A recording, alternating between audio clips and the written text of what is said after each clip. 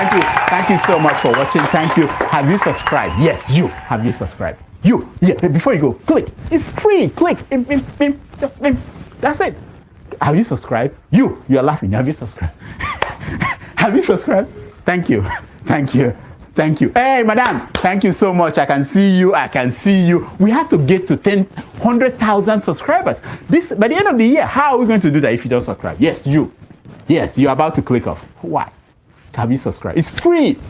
If you don't, ask your son, ask your daughter how to. Just one click. Thank you. Thank you. I see you. Aha. Thank you very much. Thank you very much. I'll see you tomorrow. Hello, my people. LEMFI, the International Money Transfer Service, is here to provide you with a simple and efficient money transfer experience with no fees and the best rate in the industry.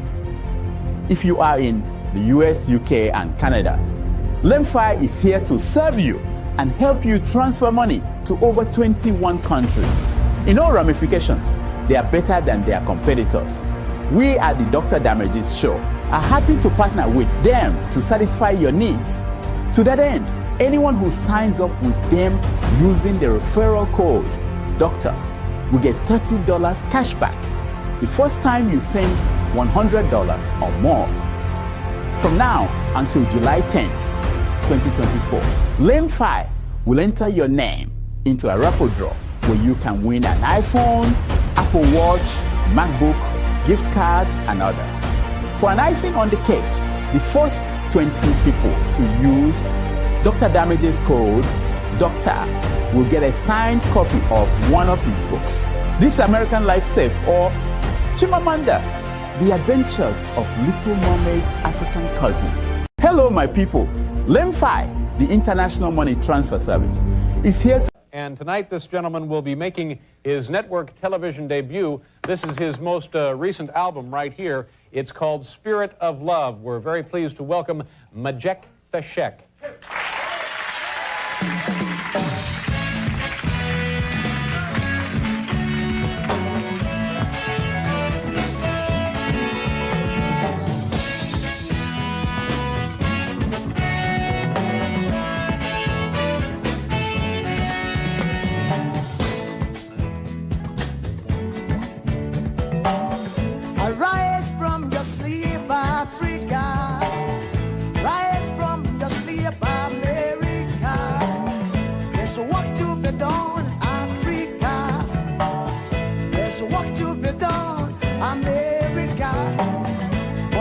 Unite, we will be free so long, too long, so long, too long.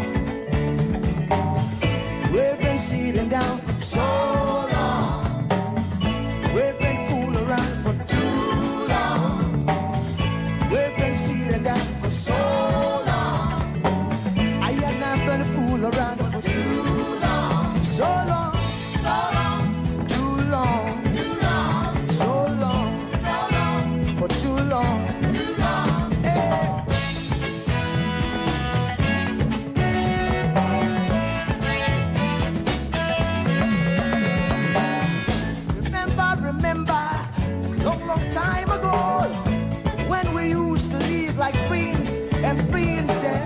Remember the pyramid of Egypt, when we used to live like prince and princess.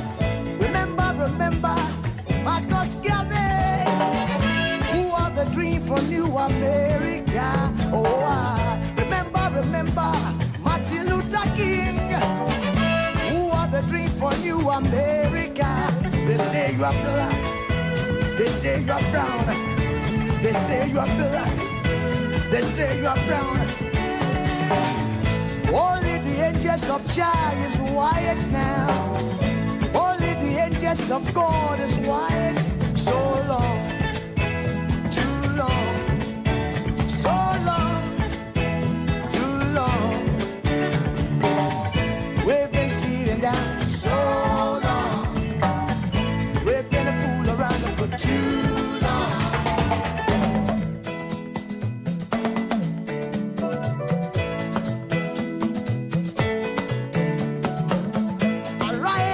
Sleep, Africa. sleep, America. There's work to be done, Africa. So much work to be done, America. But if we unite, hey, we will be free so long, too long, so long, too long. President for so long.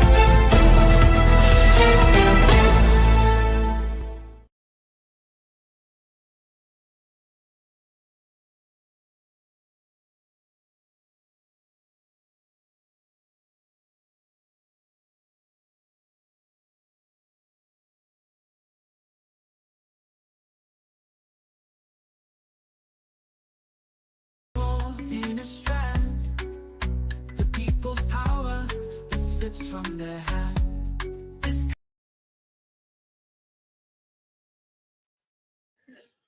Good morning, good afternoon, good evening, depending on your geographical location. This is an impromptu, unscheduled broadcast, and even though it's scheduled, but it's a scheduled broadcast. As you can see on the screen there, this broadcast serves as a public acknowledgement of the selfless service of RUDOLF OKONKWO towards Nigerians' betterment in respect to his broadcast journalism and everything. So it is dedicated to him. I don't know him in person. I've never met him in person, and there's every likelihood that I will never ever meet him in person. And truth be told, no man can ever love another man's things like the person himself. However, it's an opportunity to highlight its selfless service in respect to this platform, which he has left and for us to use to hear our voice, our opinion, our views. Like I said, broadcasting is against normal protocol for me, but I felt led that I have to do this today. And I shout out to him wherever he is. And hopefully he's listening, and hopefully he will understand that he is appreciated for opening this broadcast and leaving it for us Nigerians. And what is left for us to do is to promote it and ensure that it does not collapse. This will be a legacy to him in many years to come, if whenever he leaves the planet Earth. Be a legacy to many, not just me, to many. So, in this light, it's worth making to understand that this broadcast will go on, this platform will go on.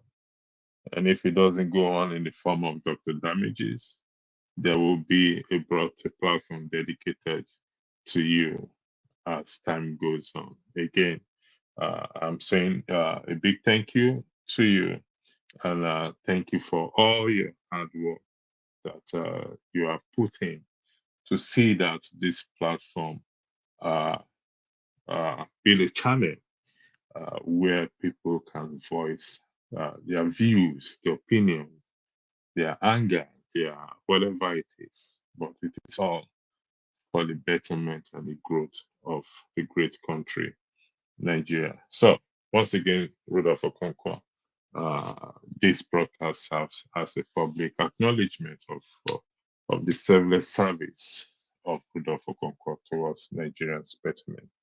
And also going forward in any broadcast I will be moderating, the focus will be how we have to unify ourselves, to unify ourselves. We know the problem, we lived in the problem, we've seen the problem. Some of us can sleep, and when they wake us up, we can recite the problem word for word. But what we need now is what? Is how we will unify ourselves, not to micromanage each other, but how we're going to unify and come together. Because as things stand, the country has taken a nosedive. But the difference between the country and aeroplane that takes a nosedive is an aeroplane or a helicopter or anything falling from the sky can be replaced, but the country itself cannot be replaced. And the people will continue to live there. And as long as these divisions continue, uh, progress, success will be far away from us. As you can see, the topic Sowore for President 2027. Can a lone wolf unite Nigeria, a very divisive country as it stands? If it can, then I think it is wise of us for us to pitch our tent with him. If it cannot, also it is wise for us to what? To start to shop around, meaning let's look for that person, identify that individual that can help to unite us together and towards 2027, not 2027. So that is where we are now, and that is the purpose of this broadcast. Again, as I repeat, is dedicated to Rudolf Okonkwo.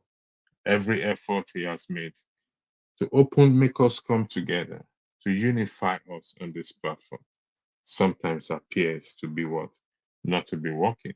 But let's hope as we take this new direction, it will make us come together, have one language, have one voice, with the hope that we can achieve what we want to achieve, a new Nigeria, a country full of resources, a country that shouldn't be where it is today, all in the name of division, all in the name of I am this, I am that, I am for this, I am for that. And in a conversation with an individual, why does America work today? Why does United States, United Kingdom work today? Why does other countries that work so? It's because of the role that the citizens play.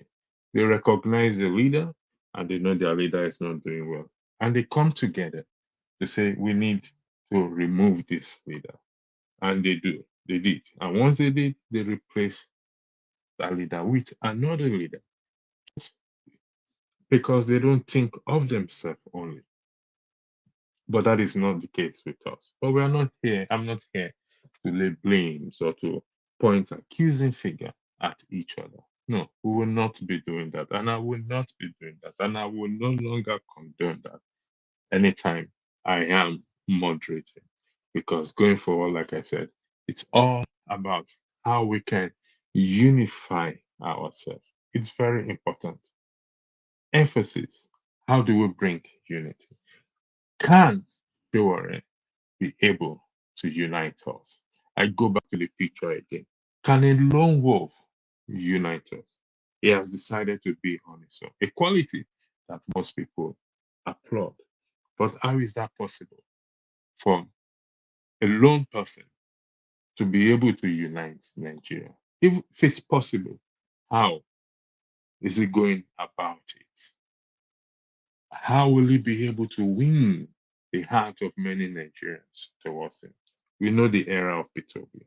My personal opinion, unfortunately, that era has gone. That is my personal opinion, because not seeing anything. An opportunity was presented, and I think that opportunity was completely blew away. Again, that is my personal opinion. Will he, Peter Obi, be able to gather people as he did in 2023 to 2024? My personal opinion again, I don't think so. He is a revolutionist. He's been in prison, he's been charged for treason, and he's been released. Again, it doesn't change the fact that he is still what? He is what? He is a lone wolf who choose to go on his own, walk on his own, have his own principles, the principles of accountability. But how can he unite Nigeria? Does he have that ability to unite Nigeria for us to go toward the way we want to go? Like I said, it's a very difficult day for me personally, but I had to do this. I had to come in against all odds. I have to be here. There's going to be issues that we will also tackle in the coming days. Now, when I say issues, I mean issues of unity, unifying us. And I hope that we will come to that point that what that we will be able to see. If he is the one, then, fellow Nigerians, I think it will be wise for us to give him all the necessary support. This is not about tribe. This is not about religion. This is not what about ethnicity. We're talking about if a man can unite this what this division that we have. If we can, then I think it is wise for every one of us to what to go what to go along with him and give him that support. This is not about criticism. We all have our reservation, or some of us, or most of us have our reservations about him. But even with that, if he can pull it off, then again, I repeat, it is wise for us to give him all the necessary support that he needs. I would like to thank those who are watching and those who are joining me in the comment section. Thank you again. This platform acknowledge your support and your being in the comment section. It means a lot to the owner of this platform. So good evening to you, Madam Elizabeth. I like a question, yeah, comments later. Elizabeth, good evening to you, Elizabeth Martin. Good evening, Madam Luke. Good evening, Easy D. Good evening, Gospower Keleke. Good evening, also Arinola. You're a new member. Thanks for joining. It's much appreciated. Bolaji Gbeloka, thanks for joining. Tima Jack, also thanks for joining. Also, thank you very much. Also, Tima Jack again, thank you very much. Tayo Lajute, thank you very much for this. I'm going to highlight your comment later on as we go along in this broadcast. But like I said again, this broadcast is dedicated to what? To Rudolf Okonkwo, who have contributed so much and left it for us to be able to see if we can unite. It's not an easy thing for a man to leave his platform for those he doesn't know, those he has not met, and those he may never meet in his lifetime. Like that is a selfless person. That is someone who is also not selfish. But like I said again, uh, I will not leave. I don't want to leave to see the day that this platform do not operate. So whatever it takes, many a times that I've chose to walk away, but I decided today I am not going to walk away, and we will make it survive. We will use this platform. This platform will be used to help to change the mindset of Nigerians at home and abroad. And I'm going to put the link there later for those who wants to come in and weighing on this topic. So I'll post the link there for those who wants to comment. And you can see what is on the screen here. It's so very difficult to read. It's upside down. I don't know why it's upside down. If anyone out there can tell me why this screen, what you're seeing on the screen there is upside down, I will greatly appreciate it. How I can make it work. If anyone out there can just give me direction on how I can turn it around. I mean, how do you call it? Rotate it so that it will be visible for everyone. It's visible. It will be easier for those in the comment section watching to be able to read. So I just need someone who can tell me what to do to be able to read what is on the screen there properly and not upside down. So please, if you can, again, can this individual pull it up for us? Can he unite Nigeria? That is the question before us. Can a lone wolf unite Nigeria? Divided we fall, united we stand. They said, no man is what? No man is an island. But so far, can his supporters come and convince us that say, yes, he can what? He can unite Nigeria. Can his supporters, can he himself say he can unite this divisive and divided Nigeria? And as long as this division is there, we will not get to that promised land. Honestly speaking, as long as this division is there, we will not get to the promised land. This is not about the current government. Let me tell you. Let me say this to you. It may break your heart. It may break your heart that if we are expecting anything good from current government, as it is in the past, except by miracle, and it will take that miracle, then we are living in a dreamland. Most Nigerians woke up today or yesterday with the pump price being increased from 600 and something. The NNPC's peg it to 800 and something. I've not listened to the details of the news in respect to Dangote, this and that. That makes no difference at the end of the day. It doesn't change the trajectory of things. Will that unify Nigeria? No, no. Thank you very much. I want to appreciate what's your name again? Chuk choose it. You said do a 180-degree rotation. That is choose it all. Thank you for that. Does anyone agree with choose it all that I should do a 180-degree rotation? You don't have to answer that question. So I'm gonna put it back here. Okay, 180-degree rotation to rotate it. So let's see if so 180-degree rotation. That's it. Choose it. But you see, I did not do a 100-degree rotation. I deliberately turn it upside down. I deliberately turn it upside down. And I asked the question. And Chiziho was able to provide the answer to me, telling me to turn it 180-degree rotation, meaning that we know solutions to our problem, which is you and I have to work together. That is it. That is what I want to create. I don't know who Chizi is, possibly in Nigeria, and possibly not from my tribe, and possibly somewhere in Kafansha.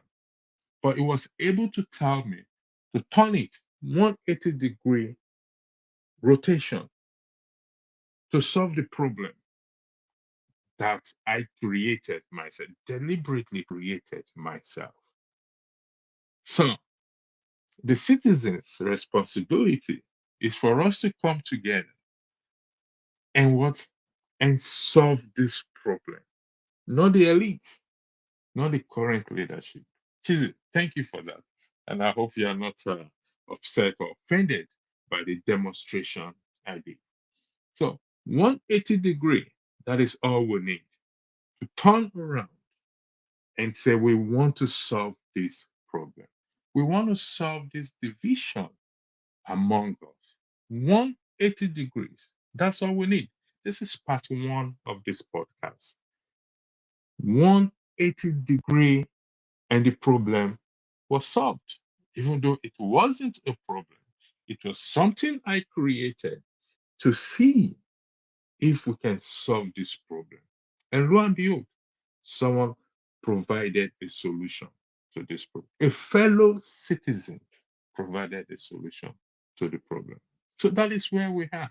So if we can go in this trajectory to understand that what our problems are solvable, they are not beyond unsolvable. The country is not beyond redemption. The country, even though it appears or it seems it has gone nosedive, it can still be rescued completely.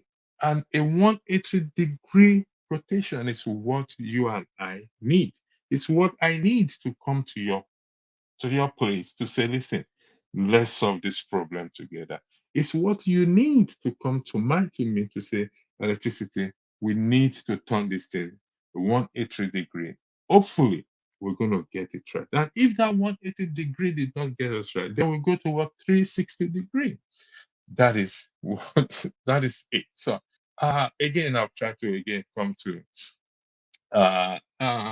the question before us is, does he have the ability to unite a diverse and divided nation towards 2027? If we are waiting for 2027 to come before we start to deal with this issue, then it will not work.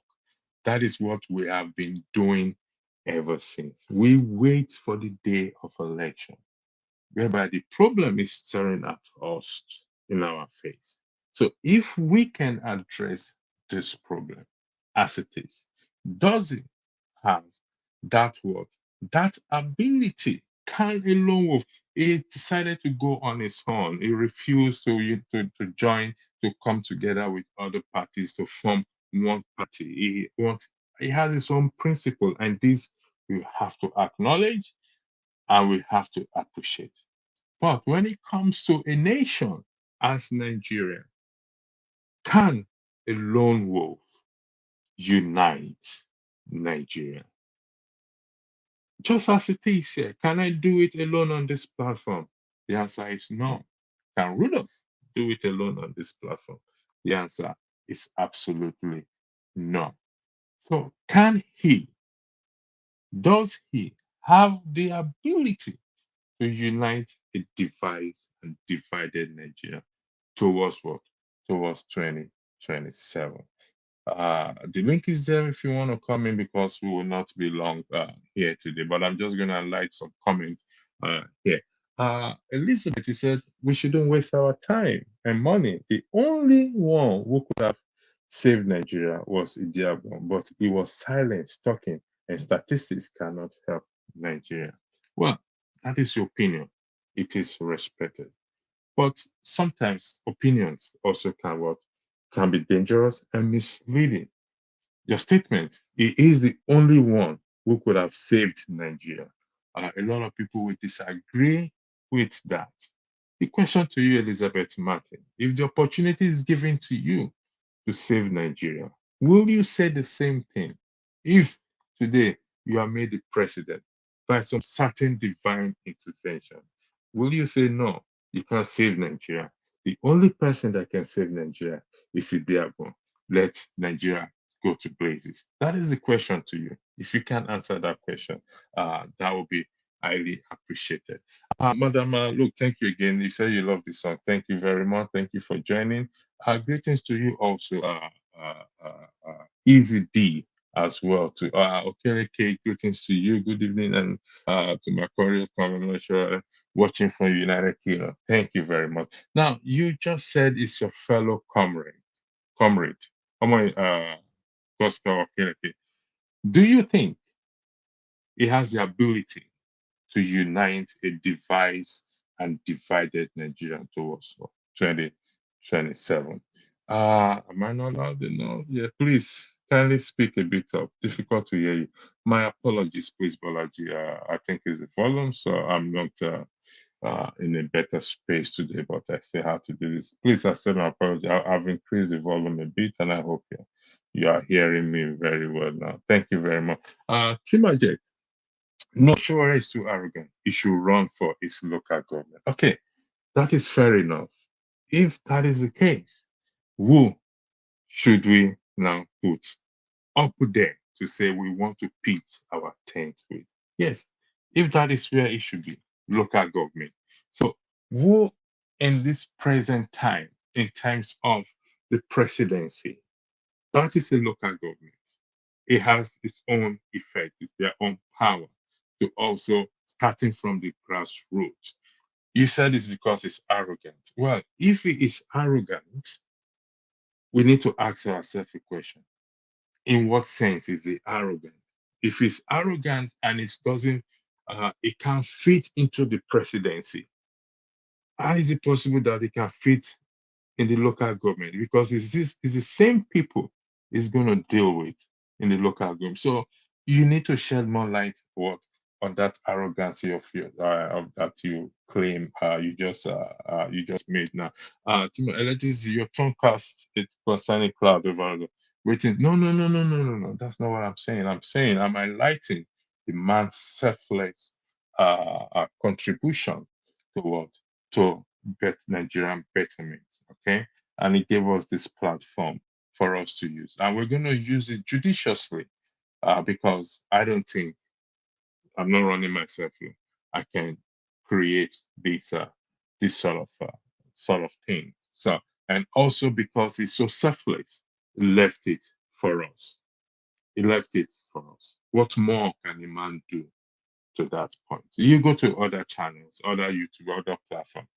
They won't leave it for anyone because they watch it like a hawk. It's their life, it's their dedication, it's their dream, their visions, their baby. So that is why I say this broadcast is dedicated to him. He's doing well. It's okay. So please don't take it out of context. Timajay, thank you a lot for that. And I don't know why you stay. Please bear with me. It's like I said, I am not in a good space, but I need to uh, do this broadcast. It's very important. I'm not scheduled. I'm not supposed to do broadcast till maybe next week, but it is important we put it out there. Going forward, it's about how we have to unify the country, how we have to be unified within ourselves, those of us in diaspora.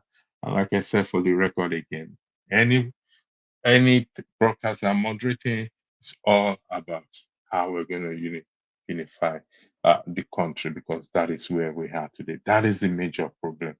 Who have that ability? If Sowore does not have the ability to unite a divided and divided Nigeria towards 2027, who then is? Or she, who is she? Is it he or is she or is she he? Or is she? I don't know. So we need to know because time is of essence. I know most people have discouraged, have given up, like Martin have given up and said, one should not waste our time. I asked the question to Martin. Martin, if you were put in the hands of affair today, that you made the president of the Republic of Nigeria, would you say the same thing? Would you say you cannot Nigeria cannot be saved? These are the questions I throw back at you. So if you can answer that question, Obi. Yeah. Sowore was the only opportunity. Obi was put there to waste people's time and give false hope. Like I stated earlier, which is my personal opinion, that Obi ship have sailed into the middle of the sea and coming back again. Not with what is going on. Not with what is going on. I dedicated my platform for him. I voted for him. So I have every right to also weigh in and give him my opinion. That ship have sailed. It's now what? It's merchandising himself, giving speech and everything. That is up to him. Whatever he does with that, that is his own prerogative to do. However, who we are looking for, male, female, it makes no difference. Who is that individual that has the ability to unite a device and divided Nigeria towards 2027. Because if we don't get that, it will be a cycle that continues. If we are waiting to 2027, then it will not work. That is exactly where we are at the moment. Timajek, which candidates do you support? Well, it's not about candidate we support. This is where we have to get in. We need, first of all, to be able to identify that individual that has the ability to unite a device and divided Nigeria towards 2027. Then we cannot talk about supporting. Right now, we don't know. Right now, it's kind of we're in a vacuum. Who is that individual? That is what we need to know. Thank you again. Who is this? Ayola, you say you're watching from Egware North. Good evening. I think that should be Edgeware. Sorry, it's Edgeware. That's in the UK there. Thank you for joining this show this evening. Uh, again, thank you again. My opinion is with the career criminal Bola Ahmed Tifton with power. I don't think it's going to be easy to send him back in from Aso Rock. Listen, I did a demonstration earlier. I don't know if you saw it, but I'll do it again. It's just around the corner here. I turned this upside down and I asked who can help me to solve this problem. And Tuesday told me to turn it 180 degree, to rotate it 180 degree. It provided the solution, even though it's something I designed myself. So in saying that and in responding to your opinion is that you don't think it's going to be easy to send it back in from Asoro. If the citizens together in one, if the citizens come together to say we want to move the nation forward, regardless of our reservations, regardless of our affiliation to our tribe, to our religion, to whatever it is, we will be able to do it. Thank you, Odi, for joining. Good evening. Please, I'm going to appreciate one thing. I'm going to appeal one thing that we focus on the topic, solely on the topic, as to who has that ability to unite a diverse and divided Nigeria towards 2027. Before I come to you, I just need to highlight some more comments again, so I'll come to you soon. Teology said, Wale, no, Sowore is last opportunity the country has to alter its course from the precipice. Up to Nigerians of good conscience to give him all the support. Anyone else is a waste of time. So that is Tayo Latunji saying Sowore is the last option for Nigeria. I'll be cautioned against never to use the word last option, never only this. No, Nigeria is a big country. The question is, if Sowore falls down and die today, you mean that is the end of the? No, there are still good people in that country, in and out of that country. We just need to identify them and give them the necessary support. But that individual, the quality we are looking for, besides competence, besides accountability, is the ability to be able to unite a device and divided Nigeria towards 2027. That is the key. That is the skill or the ingredient or the character we're looking for. Yes, competency matters.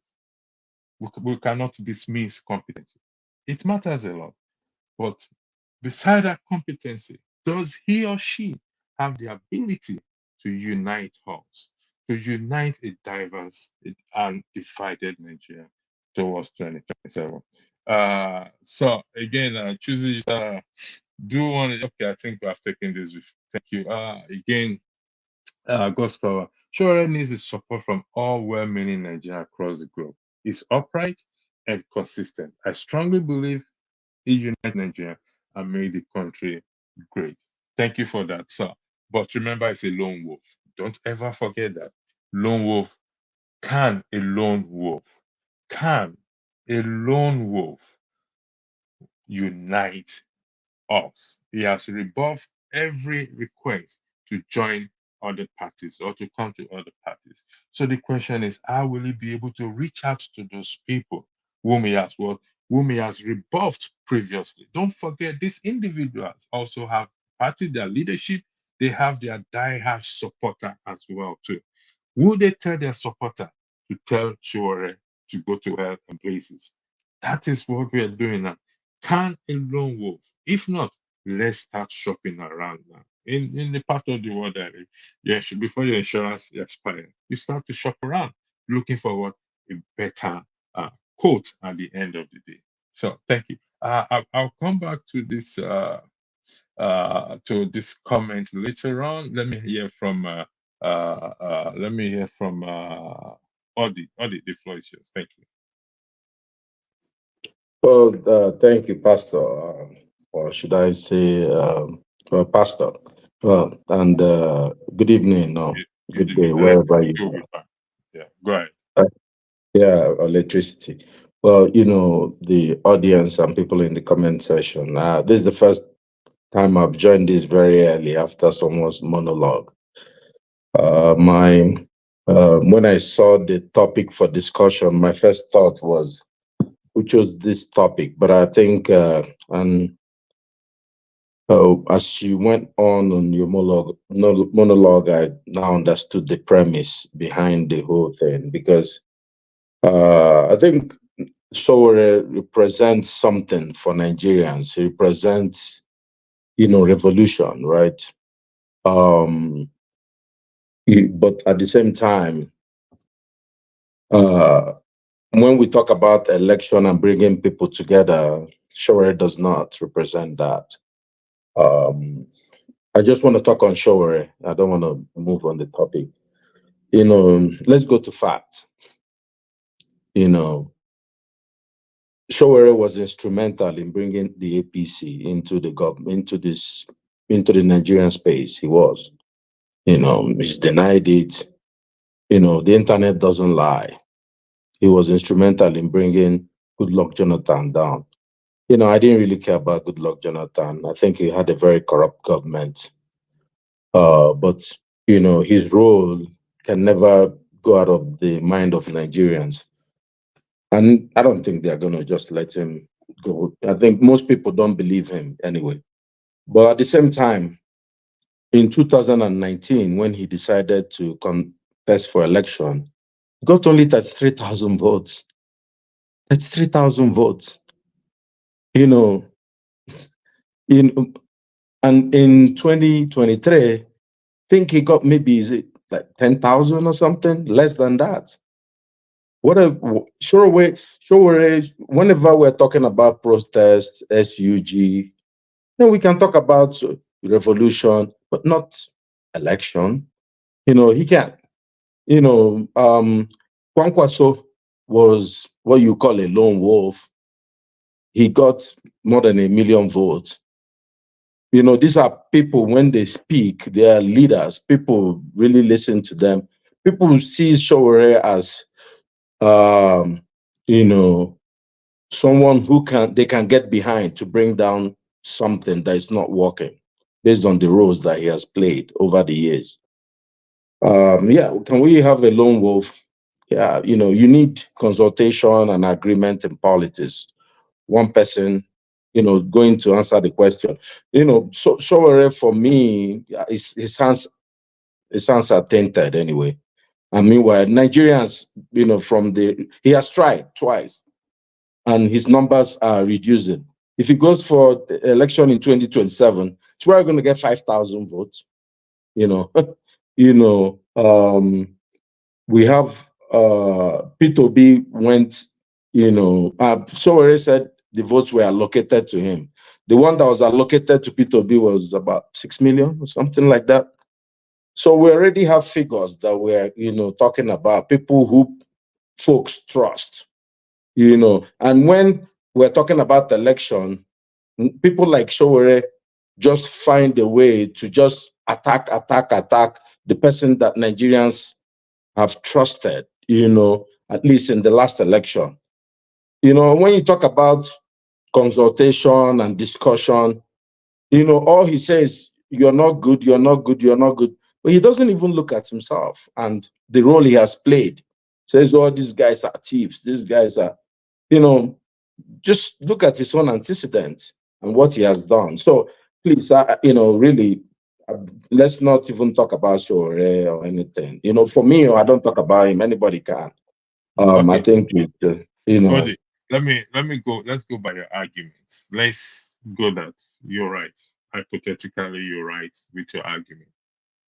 Who then do you think in present day, present time, has that ability to unite a divided and divided Nigeria towards 2027? What do you have in mind? Because it's about who is it doesn't have to be a he, or it can be a she as well too.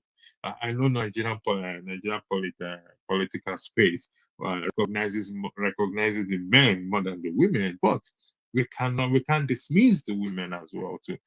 Who do you think, in your own opinion, that you will say you are putting forward, or you say this is the person? Oh, it's a very good question. Let's talk about the women. We love our women. Women have led societies very well. We remember, in their interest. But look, our women have shown us very recently that they are not really just the answer to our problems, right? With the minister, Better Edu, and all those people. But everybody is a free space. Everybody will jump in and fight. But going to your question,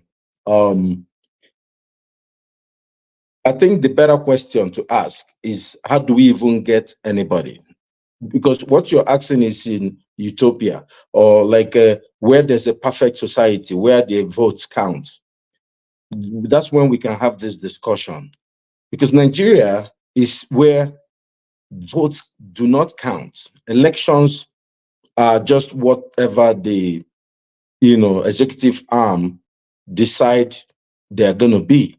You have a situation in Edo State where one of the candidates, nobody can talk to him, but I just read that he wants everybody to do a drug screen, and somehow that guy is going to be the governor of Edo State one day. And you wonder what is going on, because in normal situation, people like that can run for election because you have to talk to people, because if democracy is, what we think it is, you have to talk to people and get people's consensus to govern them, for them to hand over power to you, or you power to you. Look, in the current space we have, I believe that Peter B is someone that many Nigerians trust.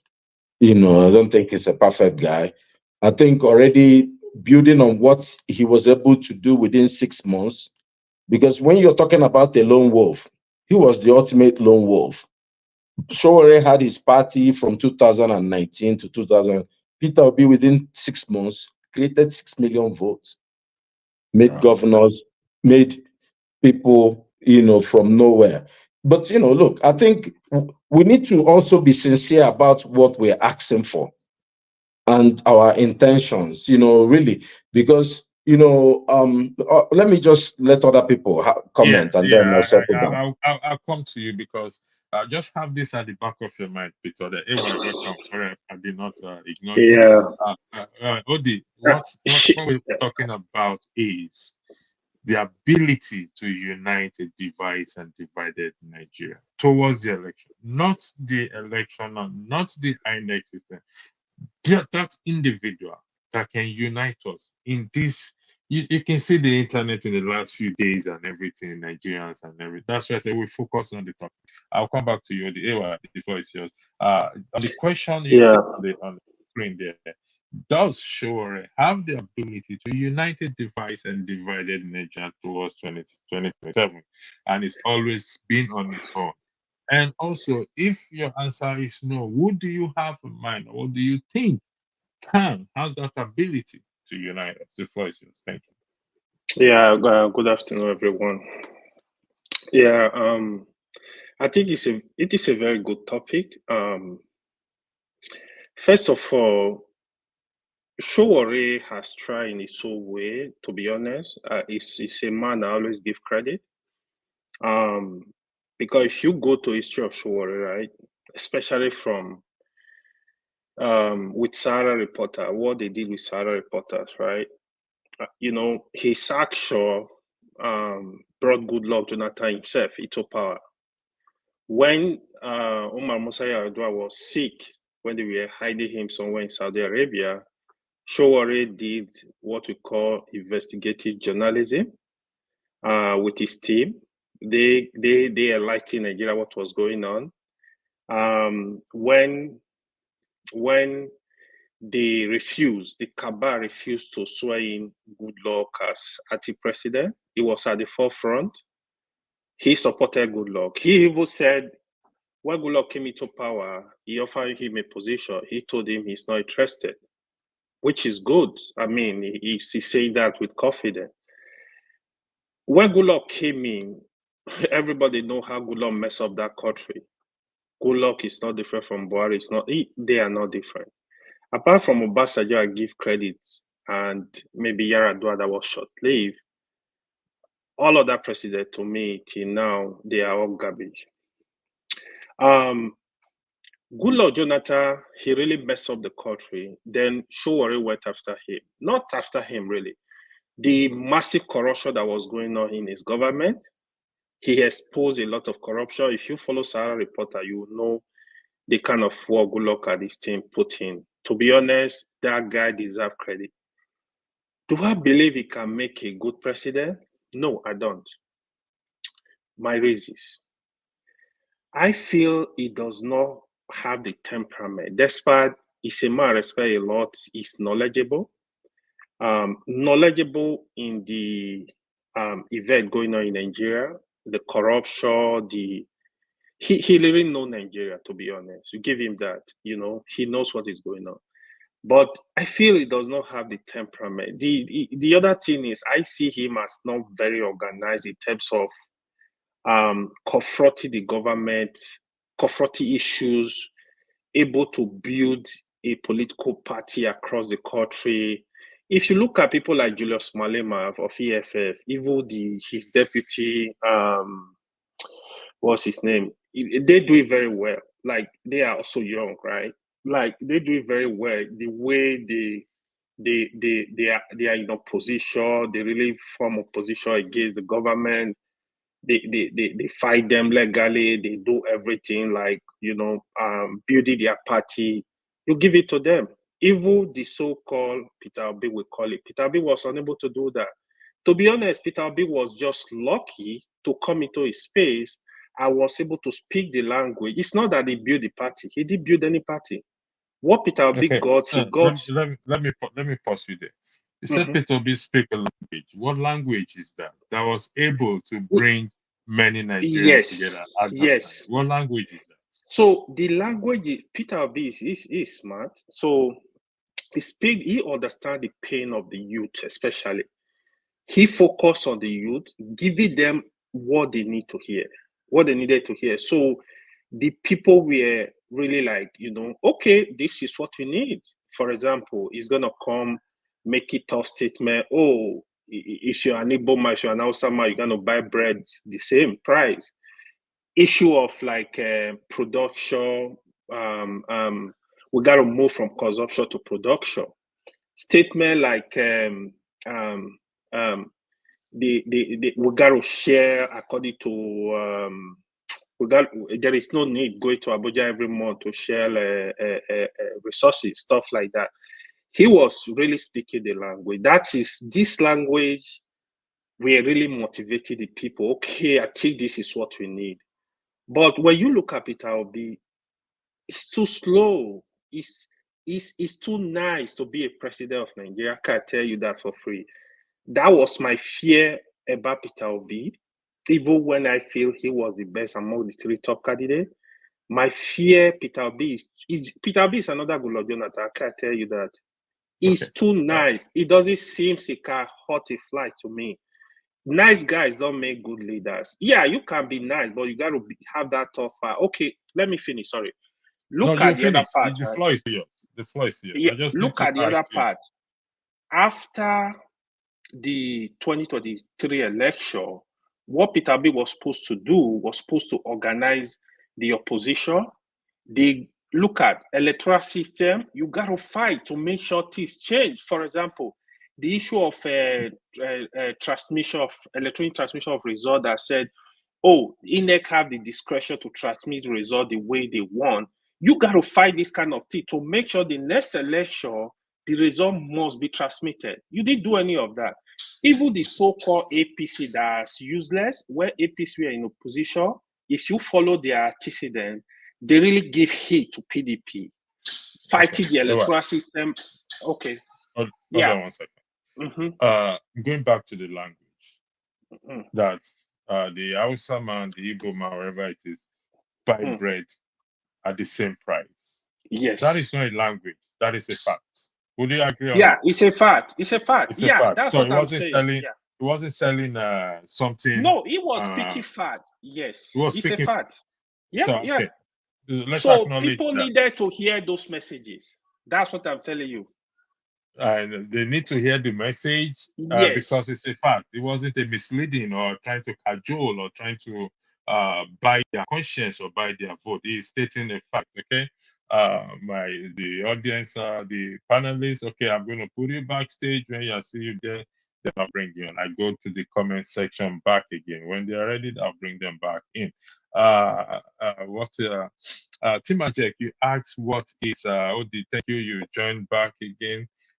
Thank you very much. I'll just take some comment and I'll come back to you, Ewa. So I'll take some comment again. Thank you very much. The what I don't understand what you're talking to me. Somebody's responding to this question. Electricity. I mean, somebody said bring hijab up, please, since we prefer the dead over the living. Chuzi said, Sowore is courageous and to set free. Said Nigeria, but Nigerians aren't ready to pay the individual prices. Let me go to the last statement he made. I mean, most people may not agree with the first line of statement that courageous enough, but Nigeria aren't ready to pay the price, individual prices, and that is a fact. But the fact is, let's say, are we ready to pay that price? It's all about unifying. I was reading the Natterson report that says that patriotism is not feeling, but what passive action towards one. I mean, active action towards one's nation. That's what patriotism is all about. So, are we ready to pay the price to get a better nation? That is how other countries work. The citizens get involved in the things that concerns the nation, because at the end of the day, they are the one that what it will affect. Greetings to you. What's your name again? Sake as well too. Sake, you said Nigeria is irredeemable. That is not actually true. Anything is redeemable if we want to redeem it. So anything is redeemable if we want to redeem it. I was just quoting what doubters of Sowore said when some of us mentioned him as an option. It is an option, but the question is, does it have the ability to unite a device and divided Nigeria towards 2027? That is the reason why we're doing this now. What's the name again, Peter? Until we are ready, until then, Sowore qualified more than qualified. Okay. I'll take this comment, then I'll come to you, Audi. I choose it. Sowore isn't arrogant at all. When you see a snake inside your home, you have to be a bit aggressive to defeat it and delete it. Audi, the floor is yours. You wanted to say something? Well, thank you very much. So I think part of your question was for us to identify someone who we thought will be able to do this job and get us out of this quagmire. Am I correct? Electricity. Correct. Who can unify us? Who can unify us? Okay. Yes. So I discussed Sowore, then I was able to give an answer and call someone. Okay. AY was just here. So, and this is the problem we have as a country. I talked about the. Oh, we lost it. Yeah, I'm right. Yeah, okay, I talked about the positive aspects of Sowore and the negative ones, right? We talked about him being a revolutionary and how we see him, his complicity in, bringing APC to power. Everybody may disagree, some don't disagree, will agree with me. But I talked about facts. He got 33,000 votes in 2019. Obi and Atiku got 11 million in that same election. Fast forward 4 years, Obi got 6 million. Atiku got about the same 6 million, 12 million. Sowore got less than. His votes decreased. I talked about facts. What AY did was he didn't name who he think will unify Nigeria. He just said he said so-called Peter Obi. He said he called him slow, said too nice. He took people. He said this. He wouldn't name his own candidate. And this is, let's talk about, if you have someone, bring him out. Stop. This is. We this have a moderator. discussion. We have a moderator. You don't have. Let me to finish ask. now. This is my turn to talk. Uh, Just be anyway, calm. I didn't interrupt you. Odi, hold on 1 second. Listen, I'm gonna say this, and I'm gonna say this. We have to stop this behavior of continuous interjecting people. We just have to stop it. It doesn't all go well with the platform. It doesn't all go well with me. Minor interjection, you can rebut. There's opportunity to rebuff him. So let's apply decorum. Please. It's very important. Decorum is very important. The floor is, we have the whole evening here if we have to go more than the scheduled time I planned for. And we also, because the important thing is, if we cannot be unified within ourselves, we don't have that moral ground to say Sowore or any other person can unify. So the floor is yours, Odi, please. Go ahead. Thank you. So, the idea that is you tell someone, name someone who can unify us. The person spends his time to trash one candidate, trash and trash. He said what people wanted to hear. And you even challenged him. He said, oh, what was this thing? Were these things not factual? I thought that's how elections are conducted. You tell people what you want to do. He actually has problem with Obi saying all the good things, hitting all the good points. I just mentioned the guy in Edo State who wouldn't talk to people.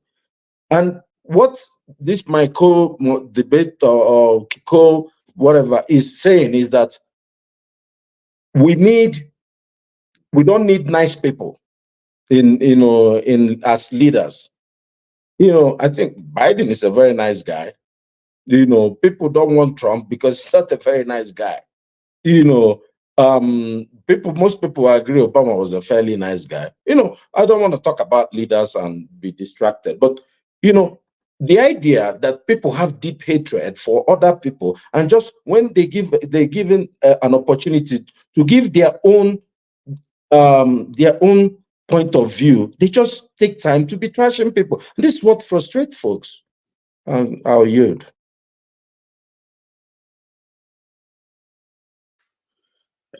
Can I go? You. Yeah, thank you. Thank you, Odi. Again, it's we like I said, you can rebuff anybody's viewpoint and disagree with anybody's viewpoint. But we still, and I want to thank you, gentlemen, for staying on the topic because we don't want to do it. Anyway, the floor is yours, please. Thank you. Okay, thank you. So, see, first of all, I don't have anything against Peter Obi. If I was in Nigeria in 2023 election, I would vote for Peter Obi. Reason be that, in my own assessment, he was the best candidate as a 2023 election.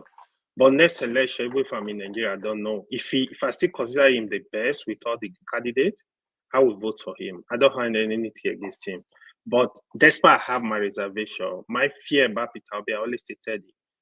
He was not the only one I talk about. I talked about Sowore. I said, despite I like Sowore, I don't think he will make a good president. That was my statement. I never said anything negative. Let me finish. Do you know anyone? You finish. Why you stay on that? Do you have anyone in mind? Do you know anyone in present time that have that ability to unite a divided and divided Nigeria towards 2020. I'm not going to remove that thing from the screen so that it keeps us focused. Okay, that's a very good question, right? So the first thing is not for us to be pointing out and say this is the man that will do it. What we need to do, the electoral system must be changed in such a way that the people vote will count. If we are able to achieve this, trust me, a lot of good candidates will come out. I can tell you that for free. The reason why people are sitting back looking at all this election is because they feel like whatever is the votes don't count anyway. How am I going to get to power? I can define the kind of person I think that can lead the country, but I cannot point at anybody and tell you this is the person I think can lead the country. So if I define the quality I think a Nigerian leader should be today, by the time, if you agree with me, when you see that person, you will know the person. That's what I can do. I can't point at anybody. I can't tell you. So what you're saying is you don't see anybody at present time that can unite Nigeria. What you say should deal with the the change in electoral system. Yes, I will say. And in your opinion, who is gonna do that? Who will do that? But that's the job of this opposition, the job of the civil society. They need to fight to make sure this system, the vote of the people, will count. But because we still have a lot of loopholes. Go ahead. You just shut yourself like now. You said that is the job of the civil society. That is the job of the people. But we say we need a man that will unite a divided and divided Nigeria towards 2027. That will help us to push these changes that you're just talking about now. You just shot yourself in the leg. No. Hold on. Let me answer. No. Okay, go ahead. Here is it, right? What you want there is no country where things work like that. Political party can come and put pressure on the government to make sure, work with Nigeria to make sure the right thing is done. It's not one person that will come and say, everybody, political party especially, they need to put pressure on the government, put them in check to make sure the electoral system is good before 2027, before they even look for that candidate. Because if we have a system, that is why we still have the problem. They measure a election. What is going on in the election? For example, when you look at the candidate, how many people did you see? It's not that I don't have qualified people. They have people that can come out to say, I want to run for an election. But look at the candidates we have, for example. I can tell you for free, the probability that the APC candidate will win the election, even when he's not talking to anybody, is higher than others. I can tell you for free. Forget about sentiment and all that. So we need a system that works. Our system does not work. When we have the people, when we have the electoral system, we make sure like everything is in place. Then we open up the system from primary to get the right person into power. Who is the right person? The person that are able to speak to the people, that have the quality, that have that understand the unity, the diversity of Nigeria, that can come and unite the whole country. That is very, very important. With what I have seen, especially in this social media in the past couple of months, Nigeria need a leader that will look at every local government in Nigeria as its own local government. That is very, very important. You're back again to what we're discussing, but I'll leave it for Odi if Odi wants to weigh in on what I just said. I think it's a very narrow topic. So I think we're going to have to scatter around everywhere, and be able to to make it more interesting. I think, or we're just going to be saying the same thing over and over again. Look, let me just land, if you don't mind. So, what I've made my opinion known for a very long time. I don't even believe democracy is the best type of government for Africans, Just like if you go to the Middle East, democracy doesn't work. what works in the Middle East, is actually, whether you call it, some form of dictatorship, right? You know, you and the societies they are working. These guys were coming to UCH in Ibadan, Saudi royal family, for healthcare. Our boys now, the best of us is either they go to United States, to the West, or they go to Saudi to go and serve them. So my point is, look, I try to stay with what we have, the present. What we have is what we have. The system we have, to allude to what my co-panelists have said, is that, which I said earlier, that we need to change the system. I think everybody agrees. But we can't change the system by just wish. It's not going to change. That's why I'm very happy about what happened today, that Labour Party, they were able to go and snatch the Labour Party from Julius Abure.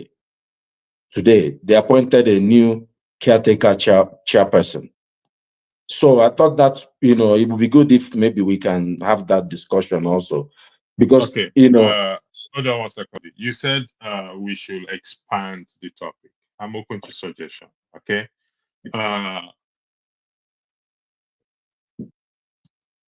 Let's go to the Labour Party issue that you just highlighted. But before we start to weigh in it, Labour Party is supposed to be the opposition party, to check they have their members there. We know what has happened in the past, so we're not going to overflog it. I don't believe in overflogging issues. So I'm not aware of what happened in terms of where they appointed a new leader and Abure has been removed. But the question I'm going to put to you, was this done in accordance to what? To the laws, bylaws of Labour Party and the laws of the land?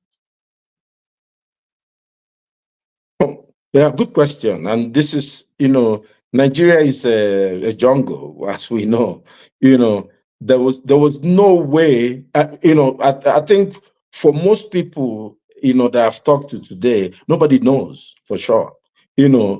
What we know for sure is that the courts have declared that Labour Party has no leadership for now. There's a vacuum because the convention that brought Julius Abure was declared null and void. INEC said we don't know anything about it. And that's where Lamidi Apapa, the last time, where he felt there was a vacuum, was able to enter, but he was kicked out. So, I think in due time we will know. For me, it's not just about Labour Party. I believe that we just needed just one party different from APC, right? Because if you look at PDP, they're like an animal being strangled. I hope this is community standard language. They are being stifled. There's no Wike has taken over the structure of their party. They can't do anything. So if you look at the way Abure has been behaving, it looks like he's been taken over by APC also. Even the NLC chairman, I don't trust that one. But at least if there can be a big tent that can go into Labour Party, be able to, at least they've made a move for the first time, because people like us who have, contributed to Labour Party, supported Labour Party to succeed, we've been frustrated. That go ahead and take the party, because then you have to go to court, because if you don't start the journey of 10,000 steps by one step, you're not moving. So they have to go to court, and then usually everything will be decided by, unfortunately in Nigeria, by the court. But it's a caretaker committee, but at least it's a first, opening gambit, and then we'll see how things go. Thank you very much. I have read the Labour Party constitution, and there's so much errors in that constitution. So it's a long journey for the Labour Party. Like I said again, the Labour Party are supposed to be the opposition party. P2B is supposed to lead the people. or was able, I use the word was able to unify, to bring the people together. But fortunately, it has collapsed as far as I am concerned. Anyway, the floor is yours in respect to what Odi just said. I like that. Anyway, if you need to attend to your child, please. The child comes first, please. Thank you very much.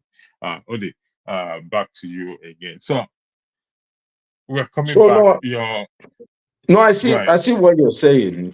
Sorry to interrupt. About the Labour Party constitution. I've tried to. I've not read the constitution. I gotta be honest, but I've listened to people discuss the constitution in details, and I don't think. I think it was not.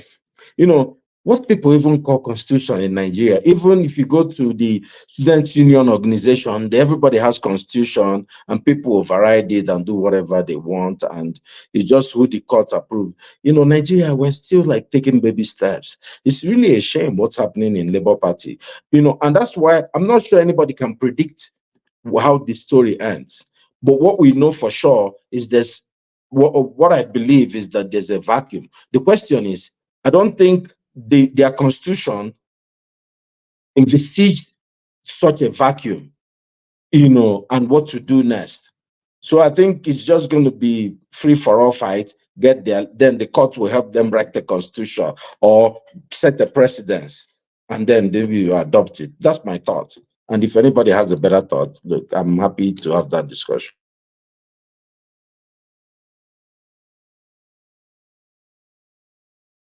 So Give me let one. me- Just give me one. Give me 1 second. Just give me 1 second. I just want to highlight something. Then we will go from there. Just give me 1 second. Just 2, 3, 4. Okay. Copy. Yeah. Apologies for this. Odi, as you were talking, something came to my mind, and I want to highlight this thing. And so this is the definition of a selfish person. A person, action, or motive lacking consideration for other people, concerned chiefly with one's own personal profit or pleasure. Gentlemen, does this describe us as individuals and as governments? I mean us. When I mean us, they said all generalization is bad. I can agree with that. We're not generalizing, but for the purpose of this argument, does this describe some of us, our leaders, and as such, we are where we are today?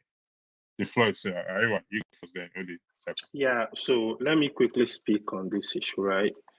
The reason why I was laughing when they was talking, I remember when Abure came on this platform, people were defending him. This is a man. Even they asking him about their account, the statement. He said, "Oh, they are almost ready." It's how many years after election? Over 1 year. You see, people were calling out Peter Obi. They said, "Oh, they hate Peter Obi." No, it doesn't work like that.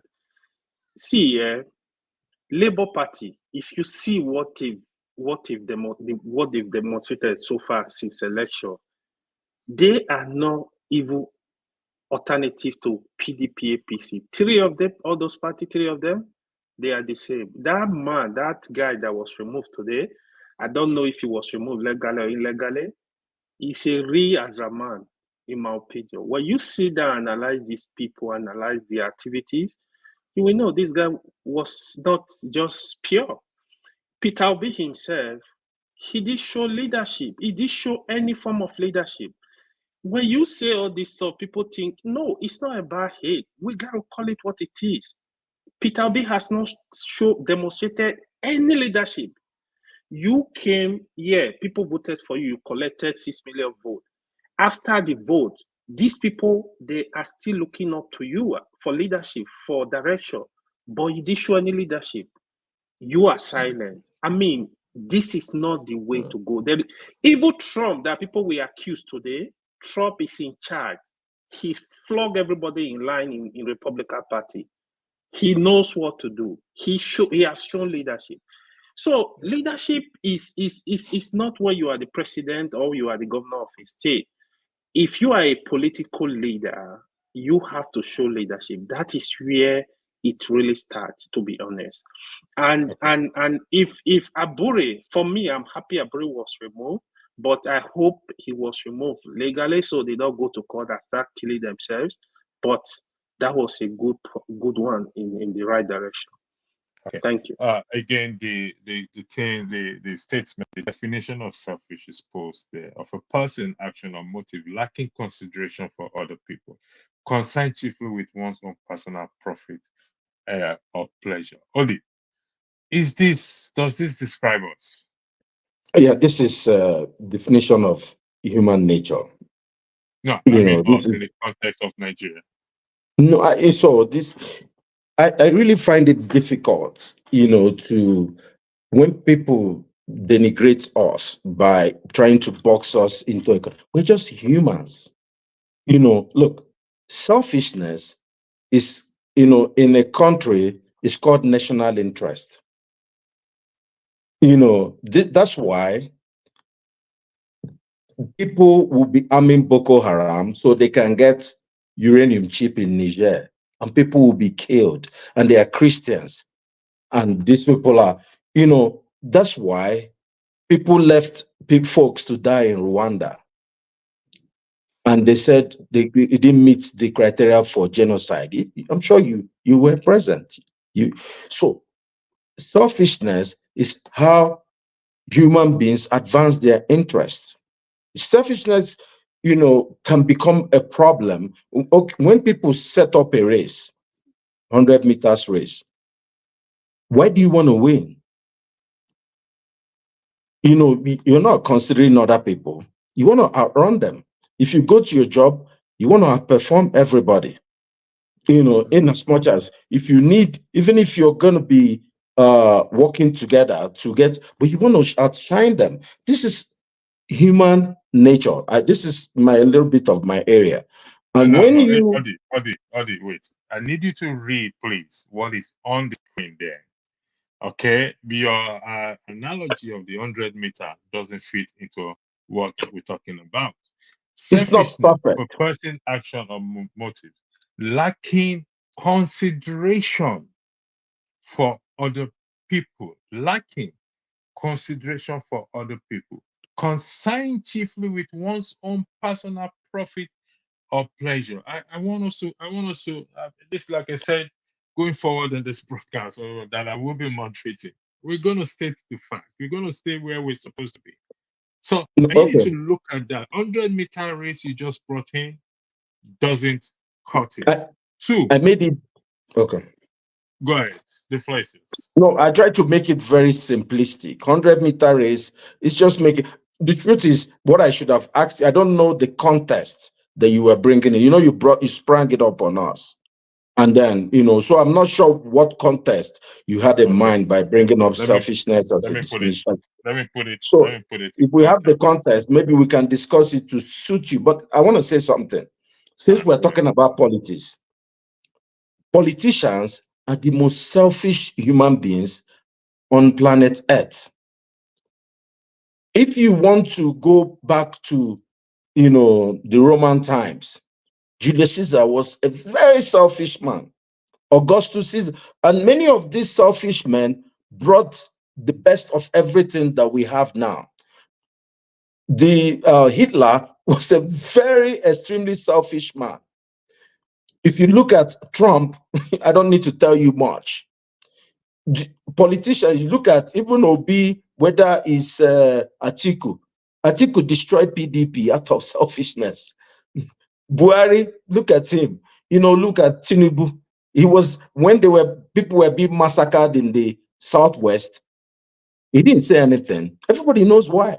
Because he didn't want to offend the North, so selfishness is in fact, the best politicians are the most selfish ones, if you look at history. But I'll let you go with, it's a painful discussion to have. If we put the human nature naked, even if you go to the lions, when a male lion comes, What he does, first of all, is to kill all the children of the female, especially the male ones, or kick them out, and then takes over. It does not. This is our nature. When you go to the animalistic, some people then maybe modify it. You see what AY said, that P2B is too nice. You know, they can make a good leader. That's why I'm telling you, this is selfishness is the definition of a politician. But go ahead. I don't know why the floor is yours. So yes. So the question you asked, I would say a big yes to it. In Nigeria context, the so-called leaders they are the definition of what we call selfish.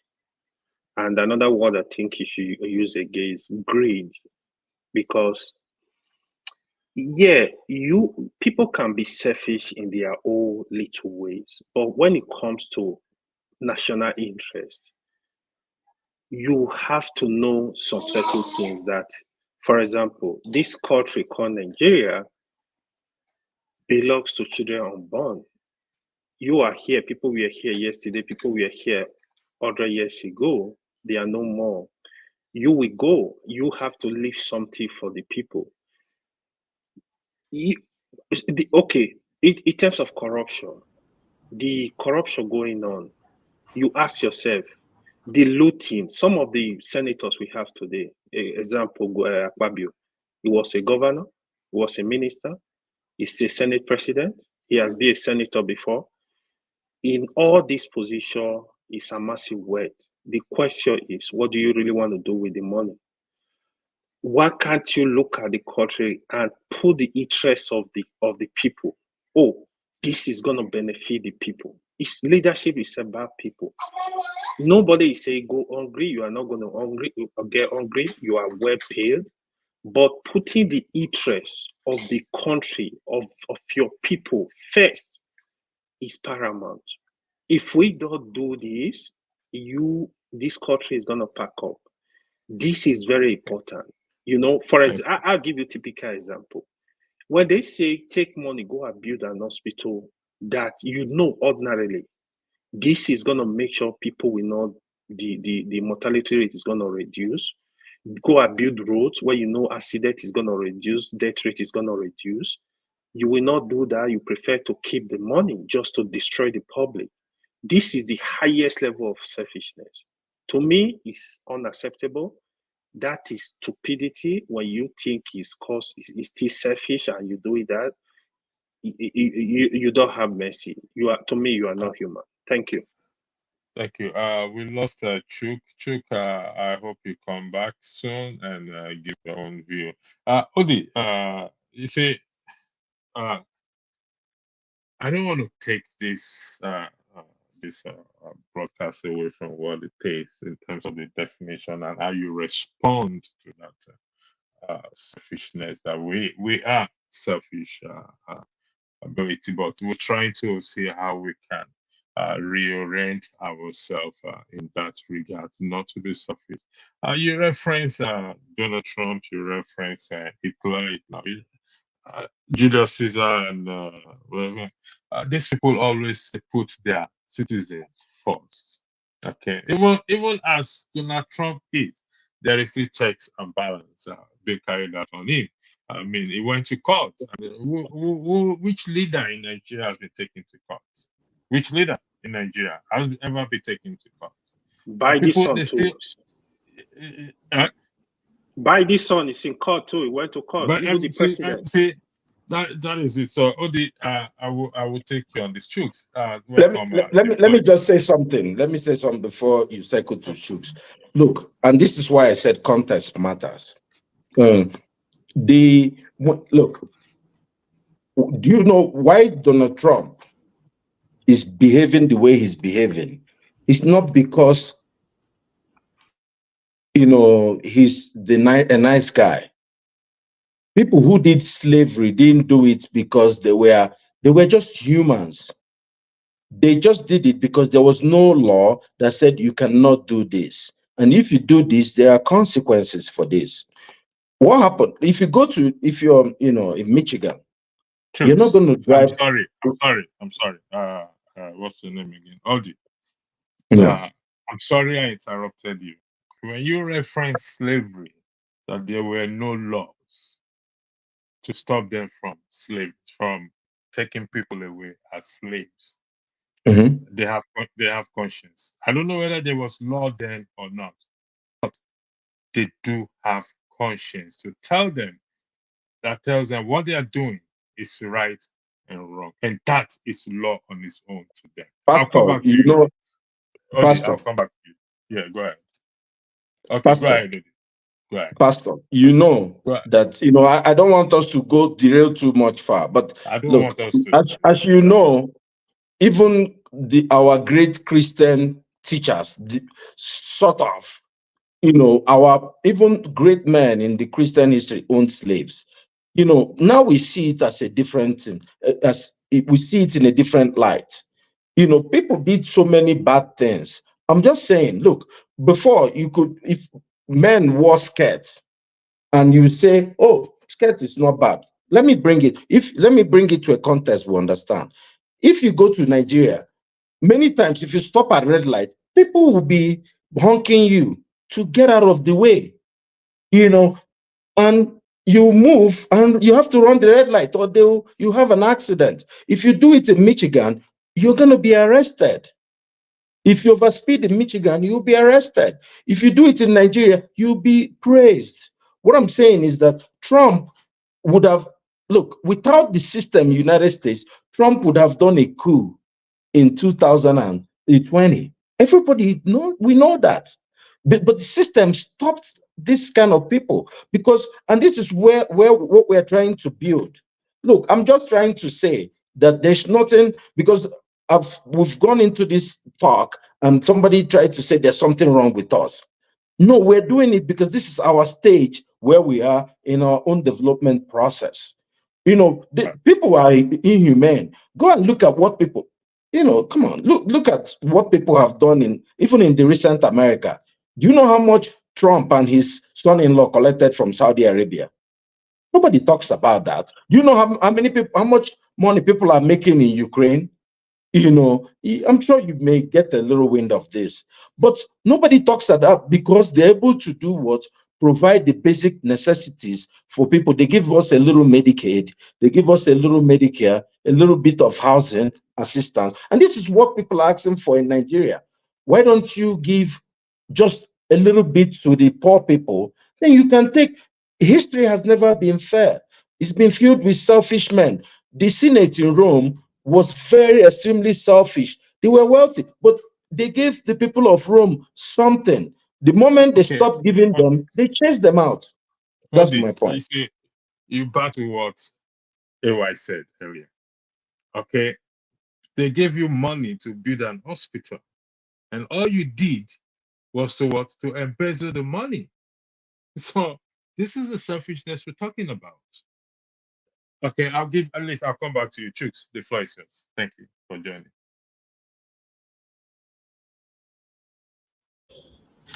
Yeah, thank you so much, Electricity.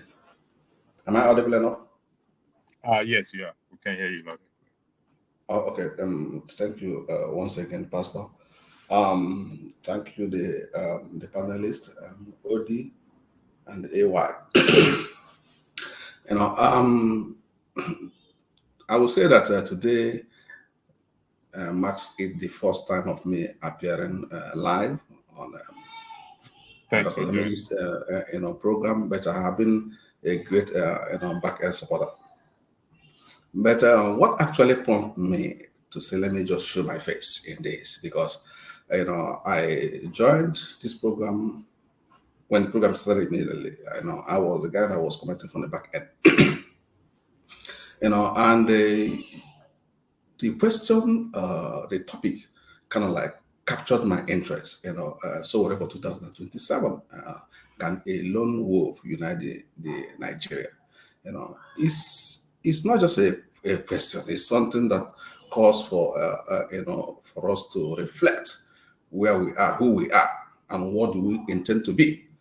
But along the line, OT, came in, and AY came in, and I was listening from the background to kind of like see solutions, because what he presented is a question. It's not even a rhetorical question. It seems to be a direct question. How do we build a cat? But I wasn't seeing kind of like that answer, and at the same time, I kind of like busy from my own end, because in the next couple of seconds I may disappear because of the kids, But let me kind of like touch base in one of the things, I said. I may not kind of like pinpoint who actually said it, but I overheard somebody saying that Sowore could be good, but Sowore, fought to give Nigerians APC of today. Give me just a second. My comment on that is that when Sowore was doing what he was groomed up to be doing as a journalist, was any of the activities or tasks or engagements Sowore did, was any of them found to be unpatriotic? If Sowore fought to bring in Goodluck Jonathan, was that unpatriotic? Was Goodluck Jonathan not constitutionally to be empowered to take over, since his principle was not there any longer constitutionally? If Sowore fought Goodluck Jonathan when Goodluck Jonathan was doing bad, was that unpatriotic? Can that be used against Sowore today for doing good, for what he believes to be good? When Sowore fought for Buhari coming in, I believe, I'm not Sowore, I've never seen Sowore, but I believe that Sowore was doing what he believed to the best of his knowledge, as a human being, as a Nigerian, as someone who has fought for that country, loved that country. He was doing his own part, but along the line, Buhari chose to throw the part he threw. Sowore was not the reason why Buhari did what he did. When Buhari was contested, if I can remember, if my memory serves me right, Buhari was telling you that there's no magic, revamping our refineries is just the fuel that God gave us there. All we need to do is just to pump it up and heat it up, which is exactly what it is. But did Buhari show that part to make sure that our refineries started working, to make sure that that dividends of democracy he promised Nigeria was allowed to get to Nigerians? No, rather he chose the path he took for his own, for the reason best known to him. So that Sowore fought a bad government, or his platform fought a bad government, can never be seen as a reproach or something that Sowore did that can be used to bite him today. And I overheard, I think, AY talking about Obi is good, Obi is this, Obi is this, but Obi does not have what it takes. To a great extent, I buy the idea, because when they were contesting, Obi was able to sell to Nigerians what they want to hear, as frustrated Nigerians. But does he have that capacity to rule Nigeria if that power is given to him? I think yes. But is he willing to sacrifice himself to pay the ultimate price to be the president of Nigeria, considering that it's not only voting that crowns you that office, I don't think he has he's willing to go to up to that extent, because this is my own personal assessment based on experience. I think because of the level of investment he has in that environment, he is not willing, to sacrifice beyond what he did. But did he do well? He did well. Did he actually win that election to the minds of some Nigerians? He did. Is he the Nigerian president today? He is not. But that should never be used against him, as a politician. Going by the question you asked, who will bury the cat? My own response to that is Sowore is a good candidate. This is the one reason why I say that. Nigeria does not actually need somebody who knows how to, who will look at you and tell you what you would like to hear, but tell you the truth. I think Sowore has that credibility. When it comes to being fearless enough, because had it been Sowore gathered the amount of votes that Labour Party gathered in our last presidential election, I don't think Nigeria will be where Nigeria is now. In as much as the Supreme Court did the magic, this is the kind of persons that we, to a great extent, need to start be considering, because it is not just giving the monkey the cup of water, voting the candidate we want, but after the monkey taking the water, how do we get the cup back? So we need somebody that is a little bit rugged, somebody that's willing to pay the ultimate price. Because we are in a war front. We are in a war front. So to a great extent, we need that quality of fearlessness of Sowore, sarcasm of Sowore, the doggedness of Sowore to be able to grab the power. So just 1 second, Pastor. To name a candidate, because I've been hearing you, okay, name the candidate. Who is your candidate? Who is your candidate today? Among them today, Obi is good if Nigerians are willing to fight the war without Obi, let me use the word igniting them to fight the war and crown Obi the president. If Nigerians are not there, if they're looking for somebody that will help them grab it and maintain it, Sowore is a good candidate, and Aisha Yusuf, is a very wonderful candidate, to the best of my own knowledge. Thank you. Thank you. Mrs. Shu, I'm just going to extract one thing you said in your argument. If Sowore had won the amount of votes we won, things would have been different in respect to how the results and the court case went about. Am I correct in am I quoting you right? Yes, okay. Yes, correct. Okay. Now, I'm going to throw this back at you. So, would you not say that it's selfishness in a way, because he did not win that amount of votes, so he careless what happens afterwards? Be careful how you answer that question, because we're talking about yes. What we are talking about is continuity that brings out the result. Sowore has been there.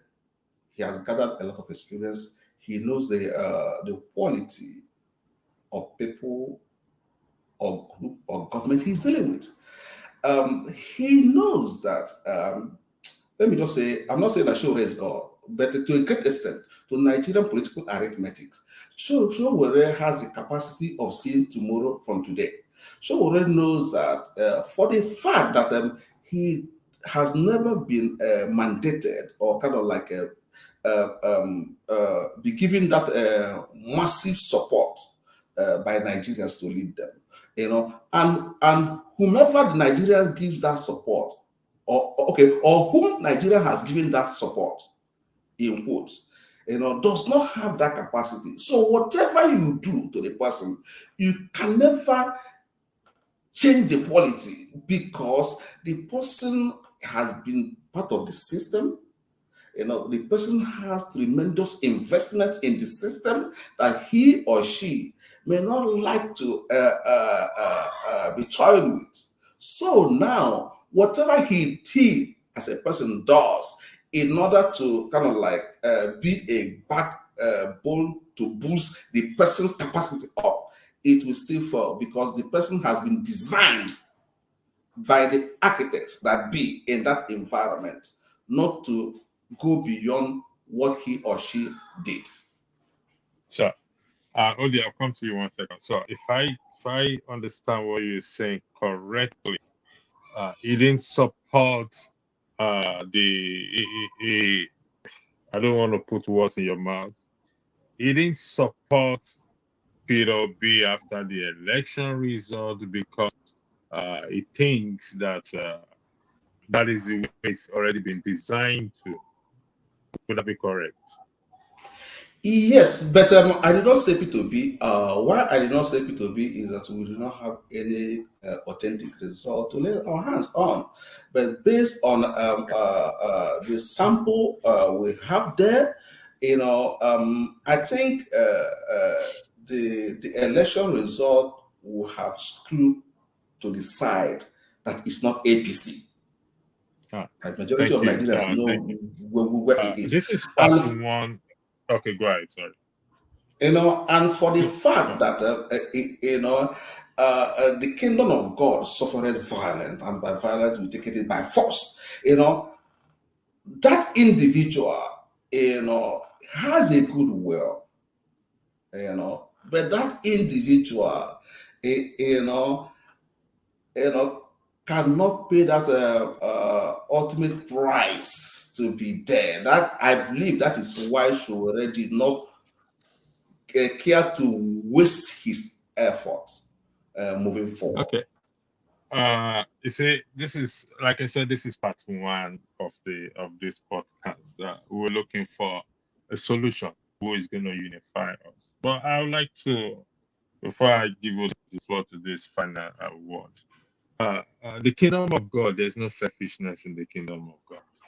Oftentimes, this scripture is used and taken out of context. This kingdom of God suffered violence, and the violence taken it back. There's no selfishness in the kingdom of God. Last week, we have another panelist here who was referencing David and Jonathan and Saul. I just let it fly because the issue of David was the tribe of Benjamin, Saul was the tribe of Benjamin. But Saul's son was not selfish. He helped David escape his father's death. So we need to be putting things, if we're bringing scriptures into our discussion, we need, if that is the case, that the kingdom of God suffered violence and the violence taken it by force. Why is Nigeria in the state that it is today? Because we go to churches, we go to prayer, we go to everything, we do everything. So the violence should have, they should have taken it by force. So when we apply scriptures, I want us to apply it using a modern knowledge and modern understanding in it, not to bring it in and whatever it is. So, Trix, thank you for joining. Like I said, this is part one. Odi, your final word, please. Thank you. Oh, so electricity. I like the idea of Nigerian history is not devoid of strong men. Strong men have ruled Nigeria all my years growing up. They took elections, they killed the white folks to get power. It was coup after coup. Where did that get us? I've said it before. I don't mind a benevolent dictator. I'm not someone who is crying for democracy, in Africa, because if you go to the Middle East, they are balling. They don't have, Nigeria doesn't even have democracy. What will have a civilian government who do whatever they want to do. I like my brother. Welcome to the forum. It's nice to see your face. Well, I'll tell you something. I don't even care what Sowore may have done to Goodluck. Goodluck was an incompetent leader. Incompetent. It was shameful to see him on television. At least Tinubu has been hiding himself. At least he's not going to do interview. The minute Goodluck did that interview he did with Christian Amampo, that it was like this all through. I almost died watching that interview. Buhari was even worse. Nigeria, we've been very unlucky. But I'll tell you something. My opposition, I'm just trying to stay on facts. I said, when we can't make a tomato tree to become plant to become an iroko tree. It's just good. Sowore is well known to Nigerians. He's very young compared to the other, old men we have. But he's gone to 2 elections. He got 33,000.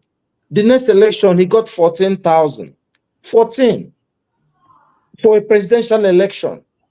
So that means the people who like him, who are devoted to this young man in Nigeria, we're not like up to even 15,000 people that could go down and vote for him. I'm just talking about facts. How do you go from 33,000 to 14,000? Where are you going next? You think he's going to get more than 10,000 votes? Well, who can set a bet for 2027?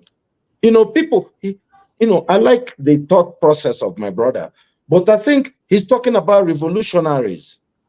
Aisha Yusufu is like she said she likes to go to protests. She will even tell you that, one day maybe I'll do politics, but it's not for me. I like, people can be citizens, you can go on, but contesting for election, look, trust me, for you to go and sit somewhere and say I'm better than this person, I don't want us to go back to this selfishness discussion. This is where it comes in. But I'll tell you for sure, going on facts, Sowore is not going to get there. Well, from the fact that I know, maybe tomorrow something may happen, and then he gets there, unless there's a revolution, or some people take over and put him as the head of government. But Nigerians don't like him. That's why they don't vote for him in mass. That's just, it's about numbers. That's what I'm saying. If he let him get at least 50,000 votes, many people got 50,000 votes. Even Moghalu got more votes than him the last time. So let's just let him go and get some votes. People don't like him, as a president. People like Sowore as a leader of protest or resistance. But to come and become their leader, it looks like people don't want him.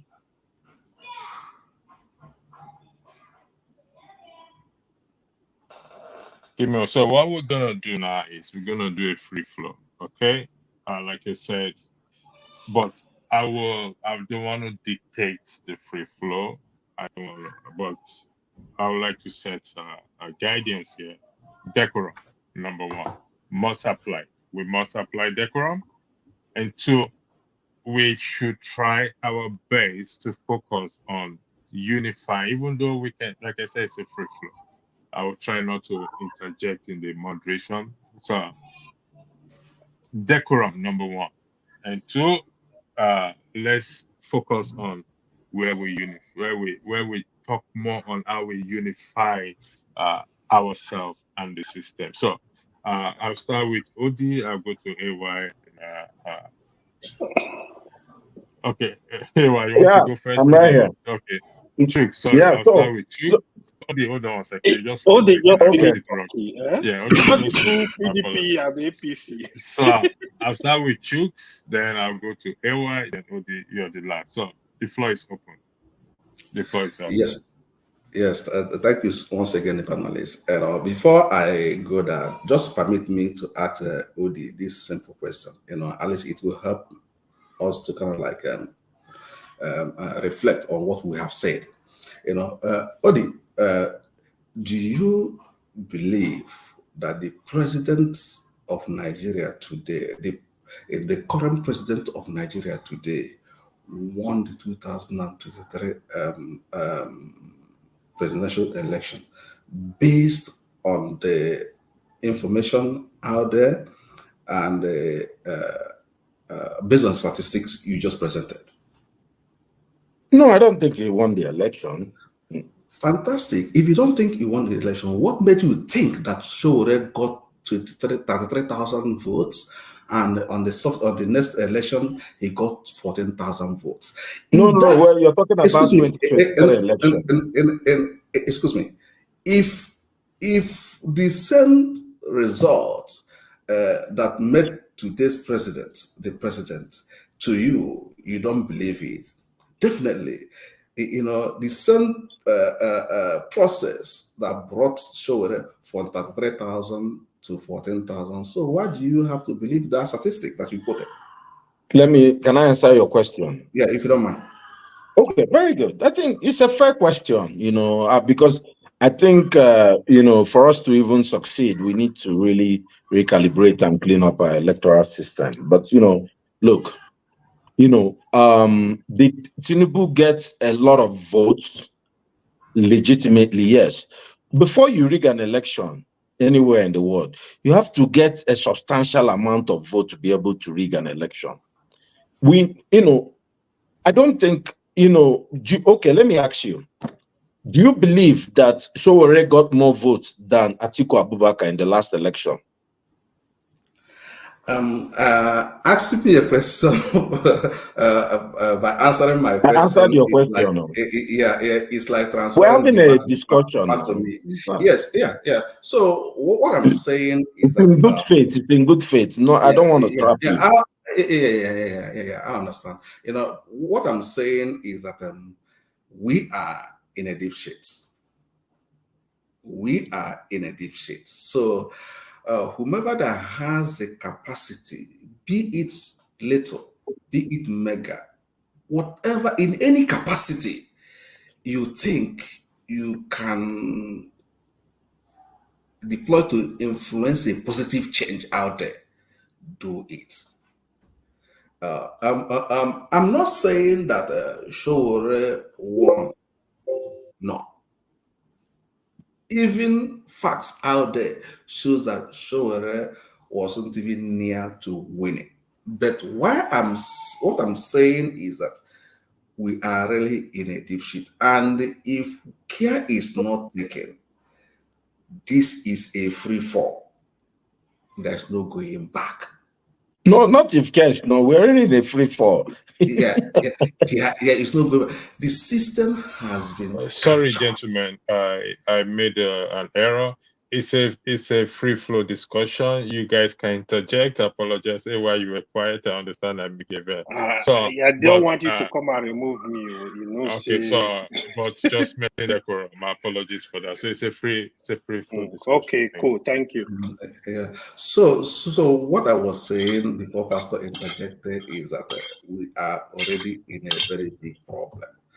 And I don't hate APC. I don't hate any political party in Nigeria. I don't hate Sowore. I don't hate the present president of Nigeria. No. But what I'm saying is that we are already on the ground. So what we should be thinking of right now is, how do we get away from where we are today? Because those that kept us where we are today, they are increasing in their strength, and we continuously get diminished. So their strength over us is getting overwhelmed. So let us go ahead, A1. What you said is very true. We are on the ground, to be honest. You see everything, right?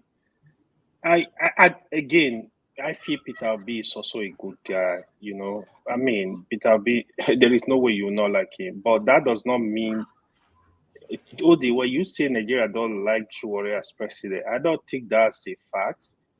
because this is a country where the whole Gani Fawehinmi contested for an election. Who doesn't like Gani? They voted for him? No. Femi Falana contested for governorship in Ekiti. Nobody voted for him. So the history of Nigeria, the truth is we don't have an electoral system. This cabal, this so-cabal, trust me, million times, they will prefer even Peter Obi to be in power than Sowore because they're scared of Sowore to death. This is just a fact right there. Peter Obi is part of the status quo. It belongs to the system. It's part of the system. Let's stop removing him from the system. Peter Obi belongs to the system. It's just that it's a lesser evil than other that contested with him in 2023. This is just the honest truth. When people are saying it doesn't mean like, oh, so anyone hate anybody. I've never met Sowore. We've never been on the same space. But I know Sowore deserves a lot of accolades from Nigerians because he's the one that is part of the people that open up the political space in Nigeria. I can tell you that.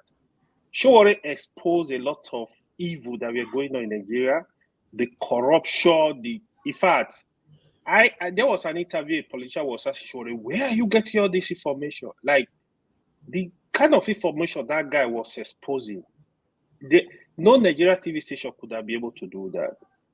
I mean, I know he's not a perfect human, but just as I speak today, in 2027, if I'm in Nigeria, it depends on the candidate. I can vote for Sowore. Can I let Sowore be my president? Yes, I will. Can I let Peter Obi be my president? Yes, I will. It depends on who is on the ballot. That is how I choose the person that I think this is a lesser evil. Then I will give him support. That is absolutely true.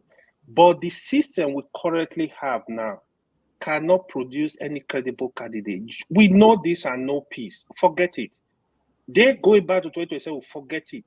We don't have a system that could produce any credible candidate. Not even as a president, even in the state. How many percentage?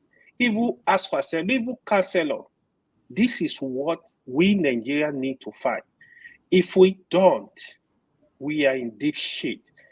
You listen to some of the governorship candidates. Oh, you see the level of cluelessness.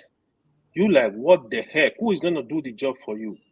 You don't even understand basic things. How are you going to make decisions? So these are issues. Not only in the north, I feel it's even worse. Like you see governors, all they do, they just sit in Abuja, they wait for allocation, they go back home, stay 1-2 days, they are out of their state. This is what is going on. If you take statistics of the whole country, it's few, small percentage of Nigerian governors that really see that and say, you know what, this is the right thing, this is what I need to do. They really look at issues, look at stuff and said, this, we need to do this. So in all these people we are able to call it, how many of them are better than Sowore? If you ask me, how many of them? So the thing is, I know we have a lot of work to do. All of us need to know this. But if you ask me to choose a president for Nigeria today, I would choose somebody, I would prefer somebody that does not belong to the system. It would just like what happened in Senegal, where they bring a fresh guy from nowhere to, hey, come and lead the new Senegal. We need somebody to lead the new Nigeria. If we allow these politicians that are there today, all of them, they keep recycle. That's why I don't argue about them. I'm not going to come and tell you, oh, there is Konko, so it's this, is this. They are all birds of the same feather. To be honest, we need more.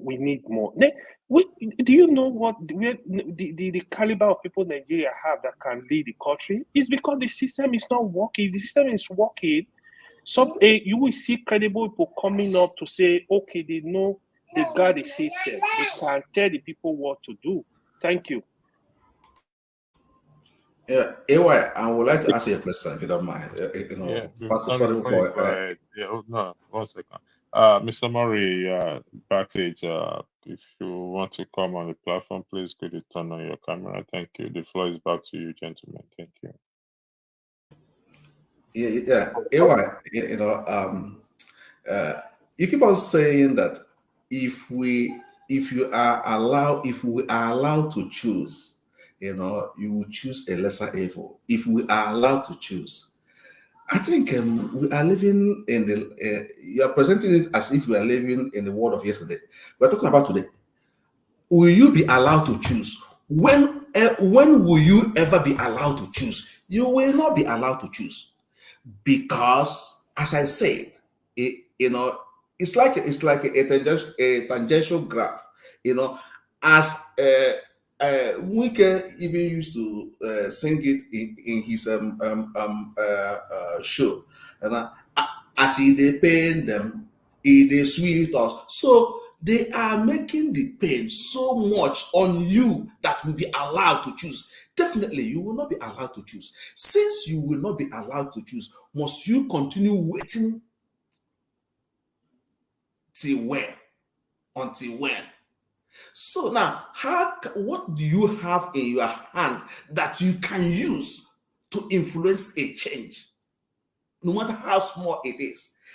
Even if what you have cannot take you from point A to point Z, let it take you from A to B. You know that you have achieved some level of milestone. You will consolidate on C and be looking on way forward. So what do you, AY, has? What do Nigerians has? Now that they can use to make a change. Because if you continue waiting for the oppressed to give you that chance, to choose, I think the answer is sorry, because you're not going to get it. Yeah, what I really mean by that statement, right? If I'm allowed, I meant like the way the system is today. Let's say you want to conduct election in Nigeria today. I don't have option. Sorry, I have to choose. Sorry for interjecting. I want us to go on what Chuk said. Chuk, is this what you just said? Am I correct? What does Nigerians have in their hands to make a change? Chuk, am I correct? Yes, exactly. Okay. I want us to go in this direction, please, gentlemen. What do we as individuals and Nigerians, we're not talking about the elite or those in a position of power. If I'm correct, Chuk, please. If I'm wrong, correct me. What do we have in our hands to make a change in our own little way? If it's just from point A to point B, and somebody else have from B to point B, C, D to D. So let's go on this trajectory, on this narrative, please. Thank you very much. I actually love that this phrase, actually. Yeah. Well, yeah. What does Nigeria have in their hands to make a change? Yeah. I would say the biggest thing we have is our voice. Like the voice, we have the voice to make that change. So let's start with the electoral system. The only difficulty now is the hunger in the land is not making people to think critically.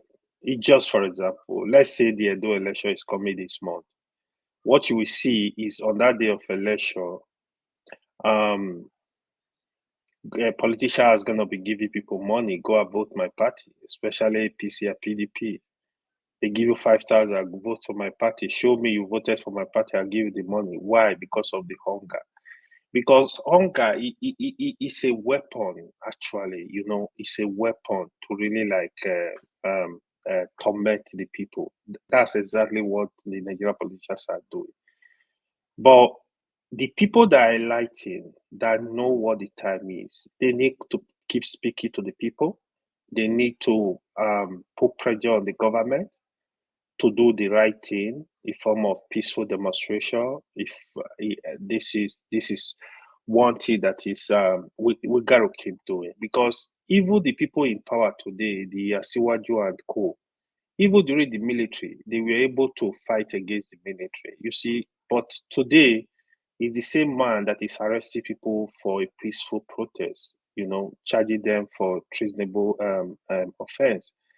This is unacceptable.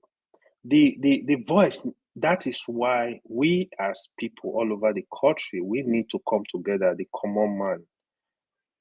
Keep telling these people they have to do the right thing. Because I feel when we have an electoral system that is working, where the power will be with the people, that would be a big weapon. Trust me. If the president, the governor, if they know that the next election the people are going to vote them out, I think they will sit up. That is why even them, they know they don't even want the electoral system to work so they can do what they like and rig themselves into power. This is one thing I think should be the weapon of the people. This is one thing that Nigeria need to fight. They need to make sure like this our electoral system is gonna get fixed, is gonna work for the people. That is one some of the point I think can really work for the people.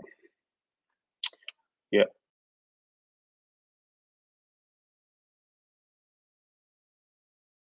Yeah, thank you so much, AY. But I still have to come back with another question again, if you don't mind. Sorry, but it will seem as if I'm, bombarding you with questions. But I'm just trying to understand you so we can flow together. You said if the politicians know that they are gonna be voted out if they do not do well, they just have to sit up. They have to sit up. Did you make that statement just from your own experience, or you just make it based on it just what am I what So I'm trying that to say is is that is half of this. was it was it an opinion based on reality, or was it just a theoretical statement?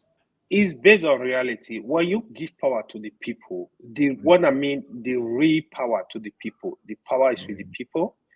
Trust me, Nigeria politicians will sit up. As long as we have a system that is working, where you know that if the economy is not working, people are going to vote you out. You are not building the infrastructure, people are going to vote you out. You are not stopping corruption, people are going to vote you out. You are not doing the right things, people are going to vote you out. And you know this power is with the people, you will be forced to do the right thing. Trust me. Look at developed country. For example, in America, like if the economy was, if the country was in, what's it called? Was in a recession today, you take Democrat, they will be able to campaign. That will be a big campaign against them. That will be easy election for Republican to win. They look at the issue. They look at issue of security. They look at all these issues. That is what will guide their vote, because the people have the power. Apart from they have the power, the hunger is reduced. You are not feeding them. They don't need your dollar to go vote for you. They can decide for themselves. Yeah, we are lucky in this area because the hunger is much. You give people 2,000, they will go vote for you because they don't even know the implication of what they are doing. But again, the summary of the matter is, if Nigeria, if the system can give power to the people, even when you are in House of Assembly, you are in the Senate, you know the people can call for you and remove you out of power, just like as electricity usually say it, they will sit up. But we don't have this system. They can call you as a senator, you know, hey, if you mess up, you don't consult them, the people are going to go against you. That is why they do what they're doing, because they know it's money you need. Oh, they need money. Don't worry, I'm just looking for money. What do you think Tinubu is misbehaving now? Before 2027, we roll out all the money in tanks to the people and tell them, buy people over, buy the pastor, buy the malams, the imams, buy the traditional ruler, buy everybody, and it's going to go again. So this is what is rely on. Trust me, that is why they do what they are doing. They are reckless in their decision. They are reckless in their behavior. They don't care about the people. That is the only reason why they do it. That, trust me. But let people have the power. You will see the change. Yeah, AY. Thank you. You spoke good, but what you just said now, to my own little calculation, you made a 360-degree turn. Ask me why. Why I say that is that you say that if the politicians know that they can be kicked out, they're gonna sit up. But at the same time, you kind of like you overturn that statement, saying that they are doing what they are doing today because they know that you cannot do anything. And that is it. The present president of Nigeria today, from your own statement, is not doing what is expected of him to do. And come 2027, he will roll out what he knows best. But underline the system. I said system. When the system is working, no, the power will be with the people. It's not working. Let us work with what is available. Okay. On our hand right now. You know, you are referencing what is happening here. No, Nigeria is not America. In America, the system to a great extent works. It's not perfect. You know, they are above hunger. Nobody is voting you because of the food that you're gonna be delivered at his doorstep. They don't care. Even if you bring that food, they can, even because of that food, even vote you down. That is the system here. But in Nigeria, what do we have there? What we have there is that the system does not work. The politicians keep on, making it difficult for it to revamp or work. Sorry, my brother, sorry, you've been going. I think you guys are just going in a circle. So let me just try to break it up a little bit. See. If you can have me complete what I'm saying, you have the platform. Welcome to the platform. We're having a free flow discussion. We finished the main topics. Also trying to allow panelists to speak without much interjection and maintain high decorum. So you're welcome to the platform and you can join the discussion there. So all right. So the floor is back to you, panelists again. Thank you. Okay, so if you want to go ahead, and if you have something you came to say, I'll let you go ahead and shoot. You're muted. I said good evening. I don't even know what you. Good evening, everybody. Hi, AY, long time. Chuck, Andrew. Hi, guys. I don't know what. Okay. Okay. So let me just. Things are talking about. Sorry. I just finished seeing my last patient that I logged into and I saw you this guys. Broadcast, first and foremost, this broadcast was dedicated to Rudolf for his great work towards Nigerians' betterment. And the question that was asked earlier was this question: does Sowore have the ability to unite, divide, and divided Nigeria towards 2027? We discussed this earlier. You can weigh on it if you want to. It's up to you. Then the floor was made a free flow for it. So I'll yield the floor back to you again, lady and gentlemen. No, I said, they were going round and round, so I wanted to break the circle. My point is, Chooks, you keep asking all these questions, but if I heard you correctly, you said, from what you said, there is no answer to the question. You said, you asked this question that, electricity felt was very great question. What does Nigerians have in their hand to make a change? But you said, there's nothing, am I correct? Or, I don't want to misquote you. I did not say there is nothing. Rather, what I said is, AY was painting the picture of what is happening in America. Okay, let's ask you, what do we have in our hands? Answered your question. On our OD, I don't think you are the moderator, but if you have something. No, I think this is a free flowing session. It is a free class. You can answer. We can. Okay. I'm not moderating you. You're asking a question. We want you to answer the question. And I was about to make my view known. You interjected. That's why I kind of like paused for you to have your say. From what AY was saying, I'm not saying it's not correct, but we should be careful the way we can make a step we mistakenly kind of like damage it a little bit because we don't understand that the system we are referencing is not the system at hand. The system at hand is Nigeria, and we're referencing the system that is working. So my own take, what Nigerians have at hand to make a change, because the way it is now, Nigerians doesn't even have that voice. The voice has been taken away from them. They don't have the strength to march on the streets. They are hungry. They don't have the judiciary. The vote, they don't even have, because AY was saying that a politician can be voted out. How can he vote them out? Where before the election, the result has been arranged. So how can you vote them out?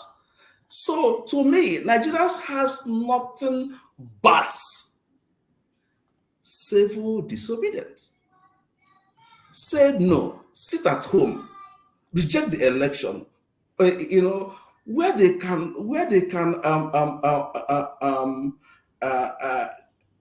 gracefully, decorate the politicians where they see them. They do that. That is the only thing they have. You don't have the votes.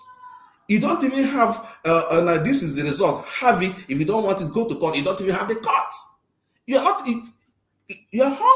You can't even sustain yourself. So the way the system is now. So sorry, I asked him the question. Wait, let me just go. Okay, go ahead. You guys can go ahead. Actually, no, I'm done. But so let me just 30 seconds. That's civil. I think you still misquoted me, right? You need to. If I'm emphasizing on the electoral system needs to be changed. We need to have a workable system so the power will be with the people. I don't know why you cut that part out, because if we can't do that, we can't move forward. That's what I'm saying. The way the system is today, anything can happen. We don't have a system that will produce good people. I think your point is well taken. I think it's a point that most people agree with. Things are not working. If we have a system whereby people are held accountable, they're going to behave, or we vote them out. And that's the utopia. That's what we are hoping to get at some point, whereby we don't care, even if you're a Biraman or let's say you're from China, but you're naturalized in Nigeria, and you're the best candidate, we'll vote for you, and you just do the good thing. So I wanted to, get from Chugs what he meant, but what he said is actually what I was saying. He said, do nothing. He said, stay at home, sit at home. If you get a politician, I'm not sure, I think he had a colorful language of what to do to them. But, me, I completely, I don't, trust me, we have experimented with that particular position in the country very recently. That place is called the Southeast. They've been sitting at home for the past how many years. Things are just getting worse. Criminals are taking over. So, there's every country will have to go and take their destiny in their hands. Civil disobedience, I don't believe civil disobedience in the idea of, sit at home. No, you have to go there, like all these Far East Asian countries, that Sri Lanka, that went there and chased the people out. But, people have tried it in Nigeria. Someone who were on this platform, some of us here were even saying that they didn't protest well. Some people carried Russian flag and they should be, that this treason. And we know what the treason, what the judgment for treason is. So my point is this. Personally, I believe everybody should get involved. When we all get involved, we overwhelm the system. That's why I was particularly happy about what happened in the Labour Party today. At least let people stake their claim. Make the other person. It's a game of chess. I make my move, then you're forced to make a move. Because if you don't make a move, nobody makes a move. Whoever is winning, if you play chess, if you have the highest position, you win the game if the game is closed at that point. So let's all make the move. I've been even suggested that everybody should join a political party. You join APC, you join PDP. You can join APC and undermine. You can just hold APC in a lawsuit and destroy them, or PDP, just like you know, people like Wike are doing. But you know, look, it's all opinion that we are giving. We don't know what will work eventually, but at least we'll keep talking about it. It shows that we love our country. We want a better place for us to be able to call, you know, a country. Things are not working, but we're hoping that, you know, things will work. I think everybody's being passionate in their own different ways. And, you know, it may be your own style will work, but, you know, we're just having a discussion. And this is my own point of view.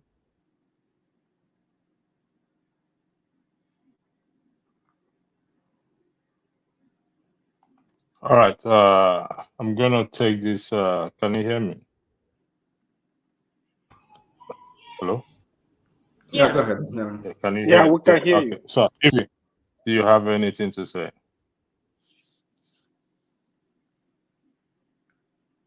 If you can you hear me? Okay. If you divide the country now.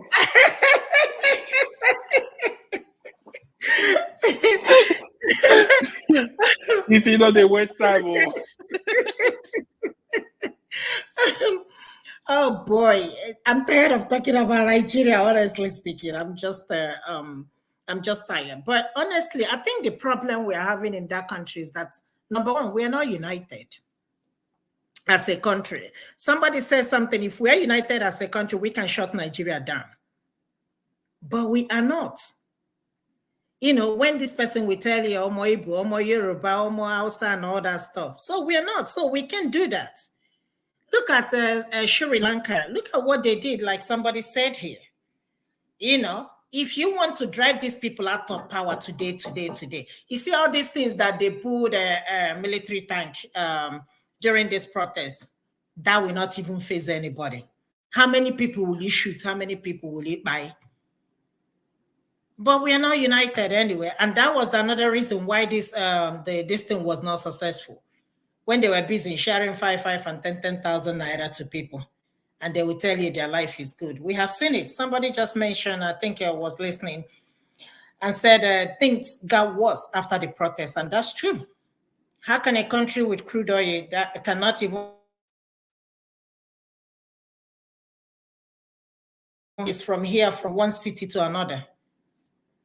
People are even begging at 1,000 naira still. They can't even find the fuel to pay 1,000 naira. I mean, which kind of country is that? Or what kind of country is that? How did we get to this point? And it's like nobody.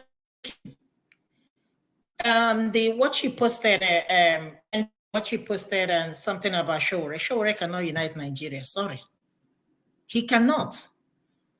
Even if other political parties march together, I don't think they can even win the next election. The problem is not winning, because we know that if things are done properly, Tinubu will leave 2027. But what is the essence of having an election in Nigeria while, you know, according to Delefaro to me, that INEC will perform? What is the essence of it? But if we citizens unite together and shut that country down, trust me, everybody will be on the run. Look at little protest. All of them, the House of Assembly, they all left the country. Just little protest. So imagine shutting the country down for 1 week, 2 weeks, 3 weeks. Trust me, 1 month, 2 months. If Tinubu, if he doesn't hear, he will hear by force. He will hear by force because the pressure will be there.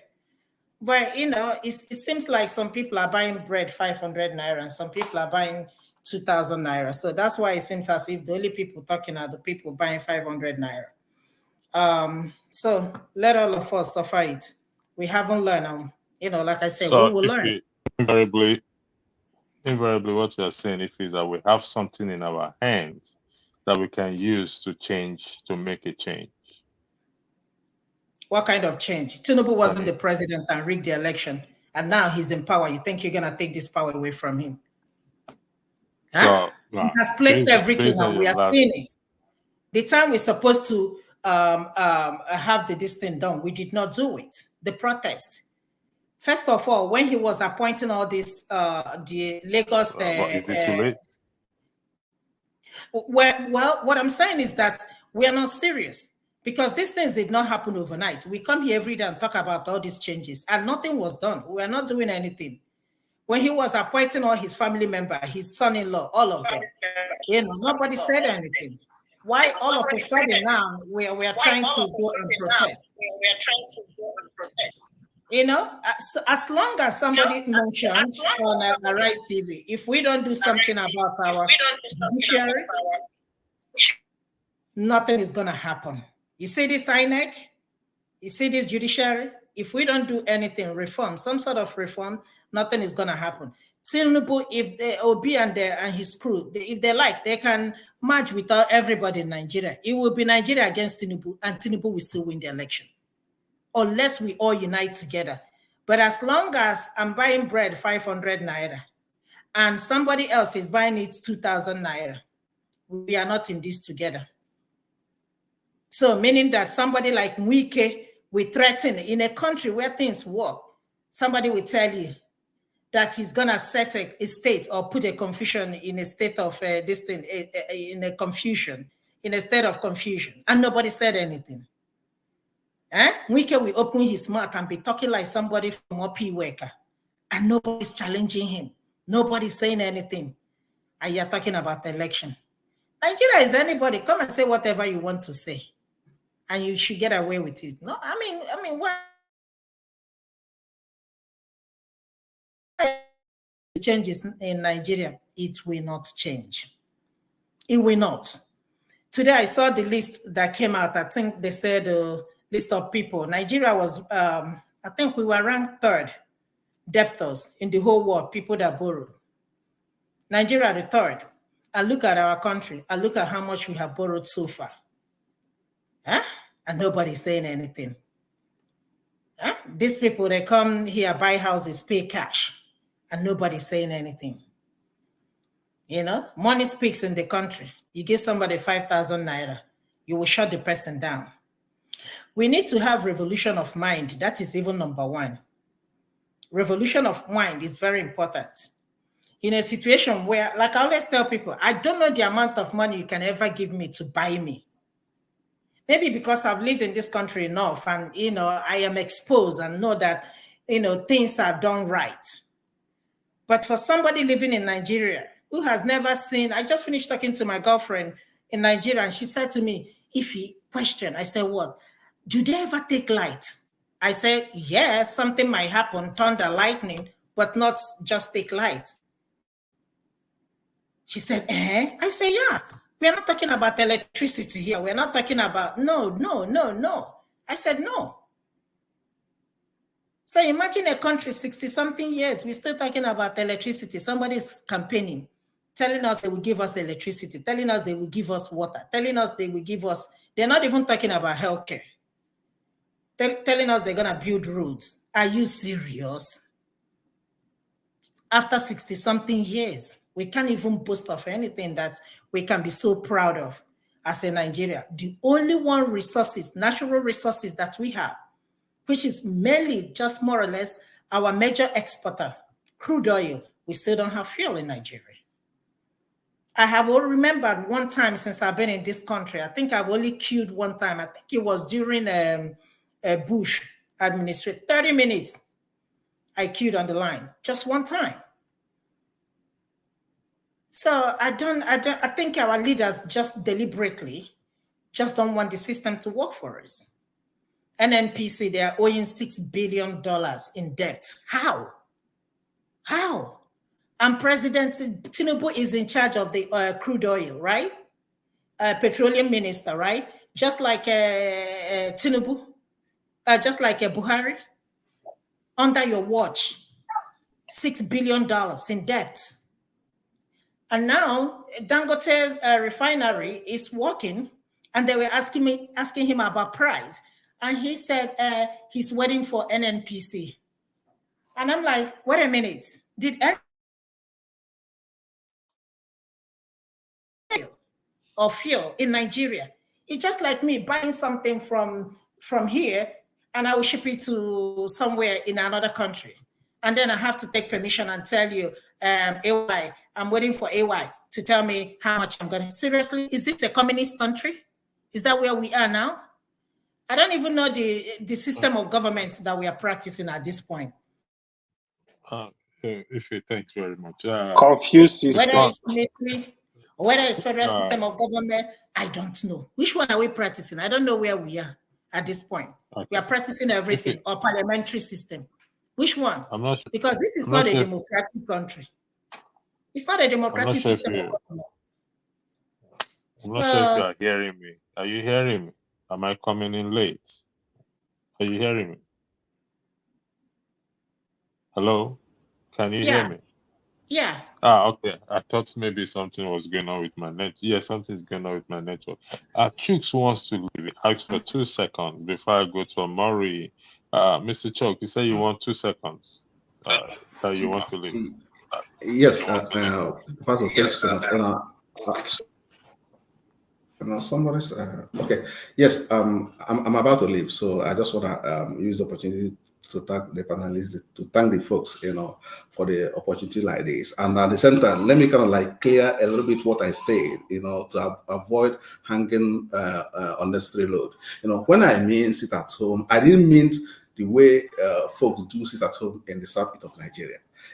I mean blocking the governance, blocking them from making any further move.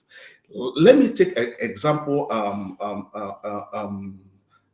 In Lagos, or let's say in Anambra, or folks go to the government house, block it, carry their mats, lie down. The governor, you stay here, you are not going anywhere. Now here we go there. Because we don't have any other thing to do. These guys are so impoverished, nothing is working. So not to sit at home where your economy will be messed up, your children will be hungry, and at the end of the day, you achieve nothing. Sit at home on Monday, Tuesday, you go back to the business. What happened will keep on happening. Rather, we'll find a way, to put these people in a cage where they will not move. I think, because I'm responding to what the person asked. What do we have at hand now? Since we do not have anything at hand, he is already on ground, fear no fall. Let us fall there together with them. On that note, I will just say thank you, folks. Let me take an exit. Thank you, guys. Thank you. Mary, before let me just I don't know why I'm coming back to myself. Okay, Mr. Murray, I'm going to meet you. Okay, yeah. Mr. Murray, we started, you can see the question, the topic for the day.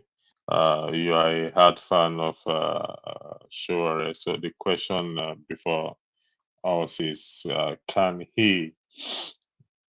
does he have the ability to unite a divided and divided Nigeria towards 2027? Mr. Murray, the floor is yours. Thank you. Yeah, thank you very much, Electricity, for having me. It's always a delight to be here. Before I start, I want to crave your indulgence to, first of all, be fair to Sowore by amending the tune of your topic. Liking Sowore to a wolf, I think it's tantamount to, like to insanity. It's like you're not giving us the picture of Sowore as a human being. That's just my own view about it, about what the topic is talking about. I have to take my leave at this point. Thank you. Good night. Yeah, it's not a wolf. And again, you don't conclude, but I'm not a diehard of Sowore. I have the courage to speak the truth wherever I find myself. You see, another thing you ask is, what do we have to bring about in the system? We have a lot of power. The power belongs to the people. Sovereignty belongs to the people. But the question should be, how are we willing, how ready are we to use the power at our disposal to bring about the change we need? I think that the question will be better that way. And the problem lies with the people. We are so much divided along the sentiment, unnecessary sentiment, primordial sentiment. If it's not tribal, it's religious. If it's not religious, it's ethnic. So with this, we cannot really move forward. These are the things the politicians take advantage of, you know, to lord it over the people. They are not as strong as we may think. No matter how strong we think they are not stronger than the power of the people. The power in the people is stronger than that than those in power. That is a common analysis, a common fact. You know, when the people are ready, the politicians are always on their own. So the problem is, how do we come together? We're always divided. You know, even as we are here, we're not up to 10 here. The division here, the sentiment here. If you want to listen to the problem of a greater Nigeria, you listen to a microcosm of a discussion of Nigerians, just the way we have here. You know, if you listen like 3-4 times, you will know exactly the problem of the greater nation Nigeria. You know, this is the problem. It's not bigger than any other problem of any nation in the world. But ours is division. In this division, the divide and rule sentiment was brought by the colonial masters, and it was taken to another level by our politicians. This is the problem we have. So the politicians, you think they have hijacked Nigeria, they have taken over, they are not as strong as you think. Even, sorry, moderator, this one might not be, this is not personal. The way you coin the topic alone shows the kind of people we are. Can a wolf, how does Sowore look like a wolf? For saying the truth or for his courage, or for being consistent over the years, you know, against the status quo, against the old brigade. You know, is that why we should like him to a wolf? No, of course. So this is the sentiment in all of us. And Peter Obi, I have nothing against Peter Obi as a human being. He has the capacity, he has credibility, he has, even if Peter Obi has won, the people, the greatest problem we will have had is the supporters of Peter Obi themselves. People that stand to see no wrong in a human being, the man we accept any, he knows he's a human being. He's willing to, to take questions. He's willing to make adjustment whenever he makes mistake. But supporters don't even see him in that light. They feel he's above board. He's perfect. Even God himself, God, Almighty God himself, after creating man. One version told me he regretted creating man. Another version said he repented creating man. You know, which means there's if you want to analyze that one grammatically, there's an element of regret there. God himself is talking here. See what man has become. He regretted creating man. Another version said he repented creating man. This is God himself talking. So if God could, I mean, I don't want to say something that will not be too, that will not be too palatable here, especially with the Christian food. If God himself could have regretted creating man, God is perfect. He's the only perfect being on earth. You know, if we could say, seeing what man has become, he regretted creating man, he repented of creating man, it means there were some elements of regret, quote and unquote. So this idea of bringing somebody down, we always sit down to look at the negative side of Sowore. He's a human being like every one of us. But has he done his best as a human being? Has he been consistent? I've known Sowore for more than 3 decades. Has he been consistent? Has he been courageous enough even to confront the power that be? Of course, none of us can deny him that fact. So instead of always looking at the negative side of Sowore as a human being, how much support have we given to this gentleman so that we can bring about the much needed change we need in our society? The panelists that just spoke last, made a lot of valid points. If somebody came here was analyzing the number of votes he had, the first election, second election. You cannot give what you don't have.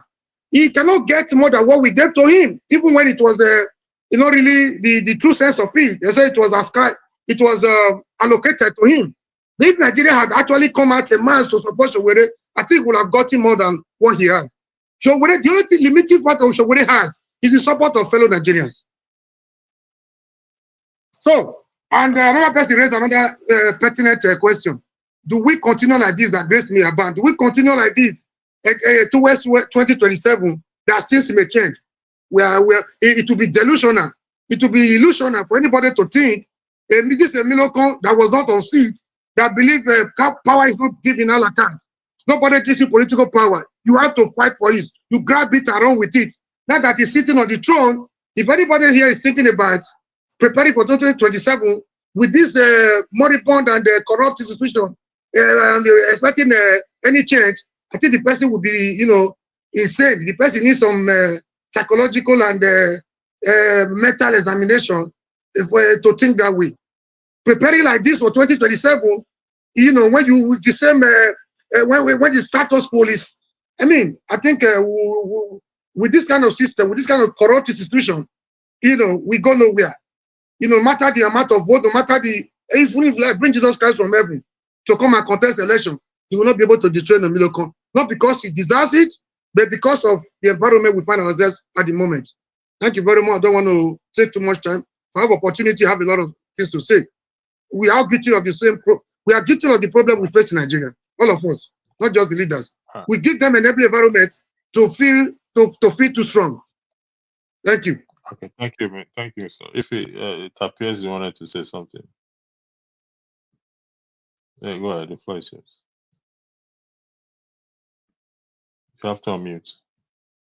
Oh, sorry, Mr. Murray. Good evening. I can feel your frustration. I can feel your passion. But you have to. Can you hear me? Echo from your side. Echo. Yeah, I don't know what.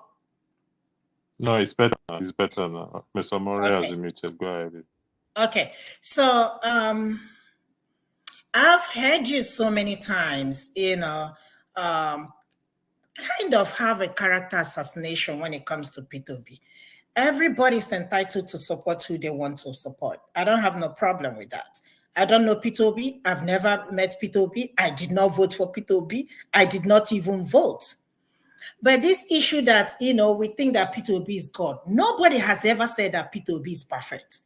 I think the argument will remain and has remained when you look among other candidates, you look at the lesser evil. I think that's where the argument is. Nobody has ever said that P2B is perfect. What people are saying that bring out one thing you can say that you can use to, kind of say that this is not this is a bad leader, or that he's incompetent, or he has stolen money from the government, or anything. They haven't said anything. I guess that's why, a lot of people rallied around P2B, right? When it comes to Sowore, I agree, hands up, salute to him. But Sowore cannot unite this country called Nigeria. I am telling you, it's nothing, anything personal. With all due respect, I have so much respect for that guy, what he stands for, what he believes in, and for taking these people, all these politicians, he is fearless. But to say that, Sowore will be president of Nigeria, I don't know. I'd hate to bring God in politics. I hate it. I don't know, but I don't see that happening. Okay? The reason being, can I finish? The reason being that, to be honest with you, Sowore, in order for him to be successful as a politician, he has to join one of these parties. But for him to stand alone to contest for presidency in this country called Nigeria, he will not win. And I'm telling you, even Obi, we all know what he went through. We all know that he won this election. And again, Sowore continuously attacked this man.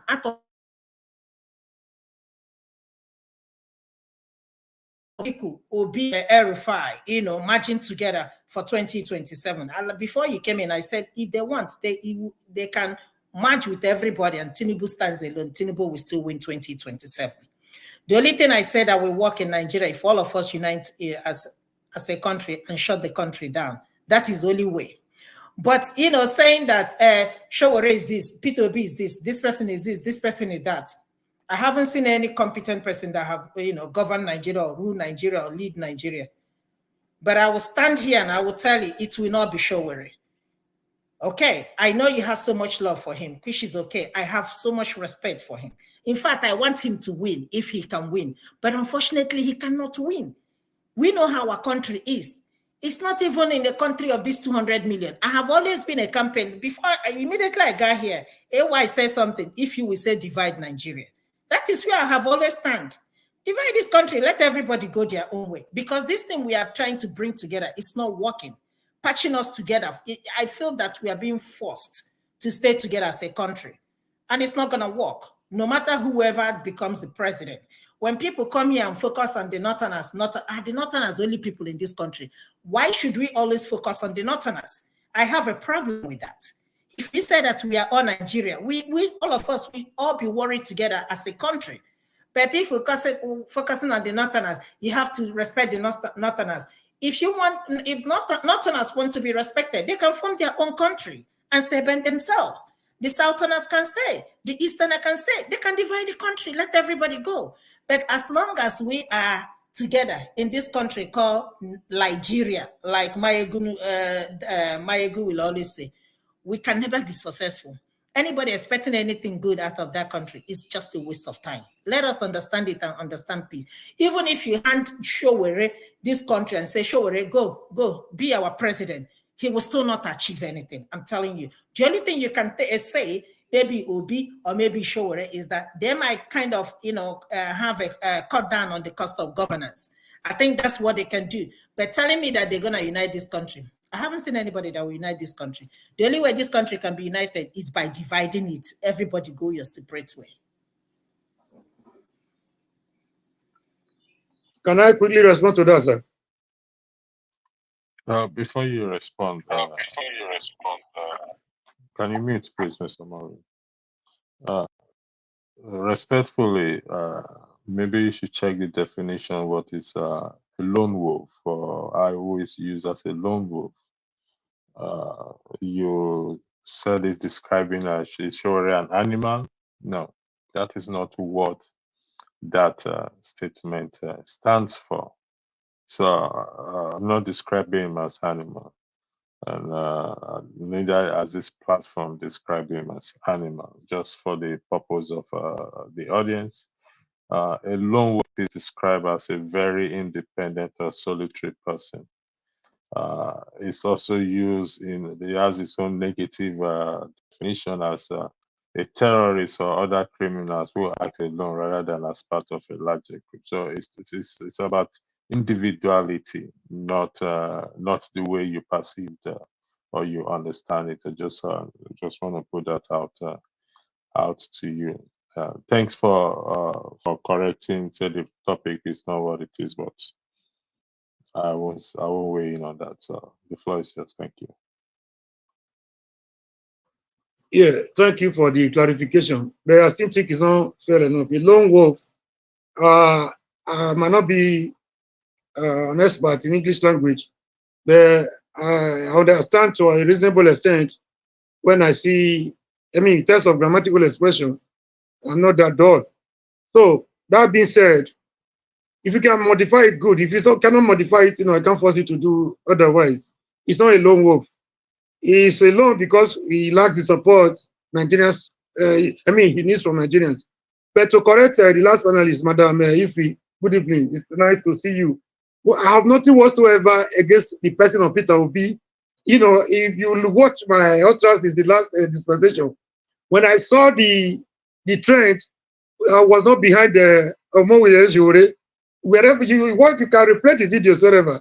When I saw the message of Sowore was not resonating with Nigerians, my best alternative was B, to whoever that cares to listen to me. I was like, no, if we can get it, if we can't get it through Sowore, we can get it through Obi, and Obi presidency will create an enabling environment for the likes of Sowore to emerge. There is one thing people are not getting. Sowore may not even be the president, but he can be the catalyst, that will speed up the process for the likes of Obi to emerge. This is one angle we are not seeing it from. Why So, can't castigating. you Let me know, madam. When you were talking, you said I should not interrupt, so I was calm so that Sorry. I will give you. Sorry, sir. Yes. Sorry, man. I'm not angry. Well, sometimes I talk like a stammerer. It makes me look as if I'm shouting. I'm not shouting. You see one thing. We need them all. We need the likes of Sowore. We need the likes of Obi. Somebody spoke before, before I came into the show, was liking Obi to Jonathan. Another person spoke in another forum to say Obi will be weaker than Jonathan. See, they all have their own reasons. From what I've seen so far, too, Obi is credible. Obi is, is capable. Obi has all the qualities of the leaders. But in the Nigerian environment, The gentleman nature of Obi cannot give him, we are all aware of this fact. Look at all the revolutions of the world. Look at all the, even the politics of the world, even in America. You know, nobody gives you political power a la carte. Nobody serves it to you like a Christmas gift. You have to fight for it. Nobody, a lot of people might not believe me on this ground, but when you get home today, reason, if you already had been given the 6 million vote Obi had, I can swear by my father's grave that Sowore will not go to his house to sleep at 3 o'clock while Mahmoud is caught. We are manipulating results. Even if we already had even 3 million Nigerians behind him, Sowore and his full soldiers will not go home to sleep that night. And Mahmoud will not have the opportunity to do what he did, because what is happening outside and inside, you know, will be a filler for Mahmoud not to do otherwise. This I can bet. A lot of people can bet this for Sowore too. So these are the things I think. We need all of them together. In my last discussion with another sister forum, people were like, oh, B should resign. The Nigerian environment is not good for this kind of politics. This is not the time to resign. This is the time to show the kind of position, the formidable opposition you can give to the government in power. The number one function of any opposition in the world is to put the government in power on its toes, to avoid, you know, dictatorial tendencies and, you know, for the government, for certain people in power from being too powerful. So this is not the time to relax. This is not even the time to fear. When you ask the supporters, why is it going the way it's going? They tell you, if you say anything, because of where he's from, I understand the sentiment. Don't misquote me here. I understand the sentiment though, quote and unquote. If he says anything, they're going to jail him. If he says anything, they will kill him. If he says anything, my sister, we don't need a person that will fear his business, that will fear for his life, that will fear even death to challenge the Nigerian system. We need somebody that's ready to put his life on the line. And that will, see, let me tell you, after the allocation of the last result, do you know the number of youth, do you know the number of people that died in the course of that election? So that shed their blood for that 6.5 million votes he got. Do you know the number of people that were willing to die to defend that 6.5 million he got? But Obi was nowhere. I understand his sentiment, I understand his fears. Don't get me wrong. I understand the monster he's dealing with. The Nigerian system, I'm referring to as monster, quote and unquote. I understand all this sentiment. But we cannot continue to do same thing over and over and expecting a different result. It's tantamount to insanity. It doesn't work anywhere in the world. In America, during the civil rights movement, we had those that wanted brute force for force. As they are killing us, we are killing them back. The lives of Malcolm X. We also have people that feel, no, darkness cannot drive away darkness. Only light can. The lives of Martin Luther King. We cannot be shooting at them when they are shooting at us. We need a different approach. But they were all working towards the same objective. Not the way we want to castigate to Sowore with Sowore. What have we gotten from those that had the experience? The experience of Buhari in the military. The experience of Buhari, Passajob, both in the military and in Agbada. The experience of this guy now, the sitting president, Emiloko, from this Nadeko and from his being Lagos state government and from the Senate. What have we gotten from these people? There is a need for a new order. Well, this experience doesn't have the experience. If there is anyone among them that is detribalized today among all of them, is Sowore himself. So I'm not a die-hard fan of Sowore, but when I say the truth, I have the courage to tell you, if Sowore is not going anywhere, it's because he's not getting our support. He's still doing his best as an individual. If you have like 10 Sowores, okay, let's say 36 Sowore, one Sowore in every state, by now, Nigeria will not be where it is. This is my humble submission, man. We need the last of Obi. We need the militant ass angle. Don't think that these people will just. It's like people licking sugar. They will just abandon that sugar one day and allow another person like Obi to walk in there. Madam, it's not done anywhere, and it cannot happen, not even in Nigeria.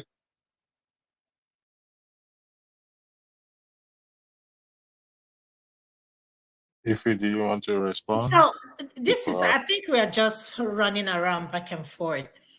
This is the thing. If whoever feels that they have the interest of the citizens, I'm not a fan of anybody, point of correction.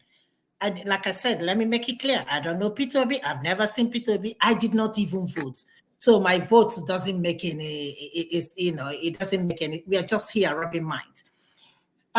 If he really have the interest of Nigeria at heart, why can't he merge and join the political party?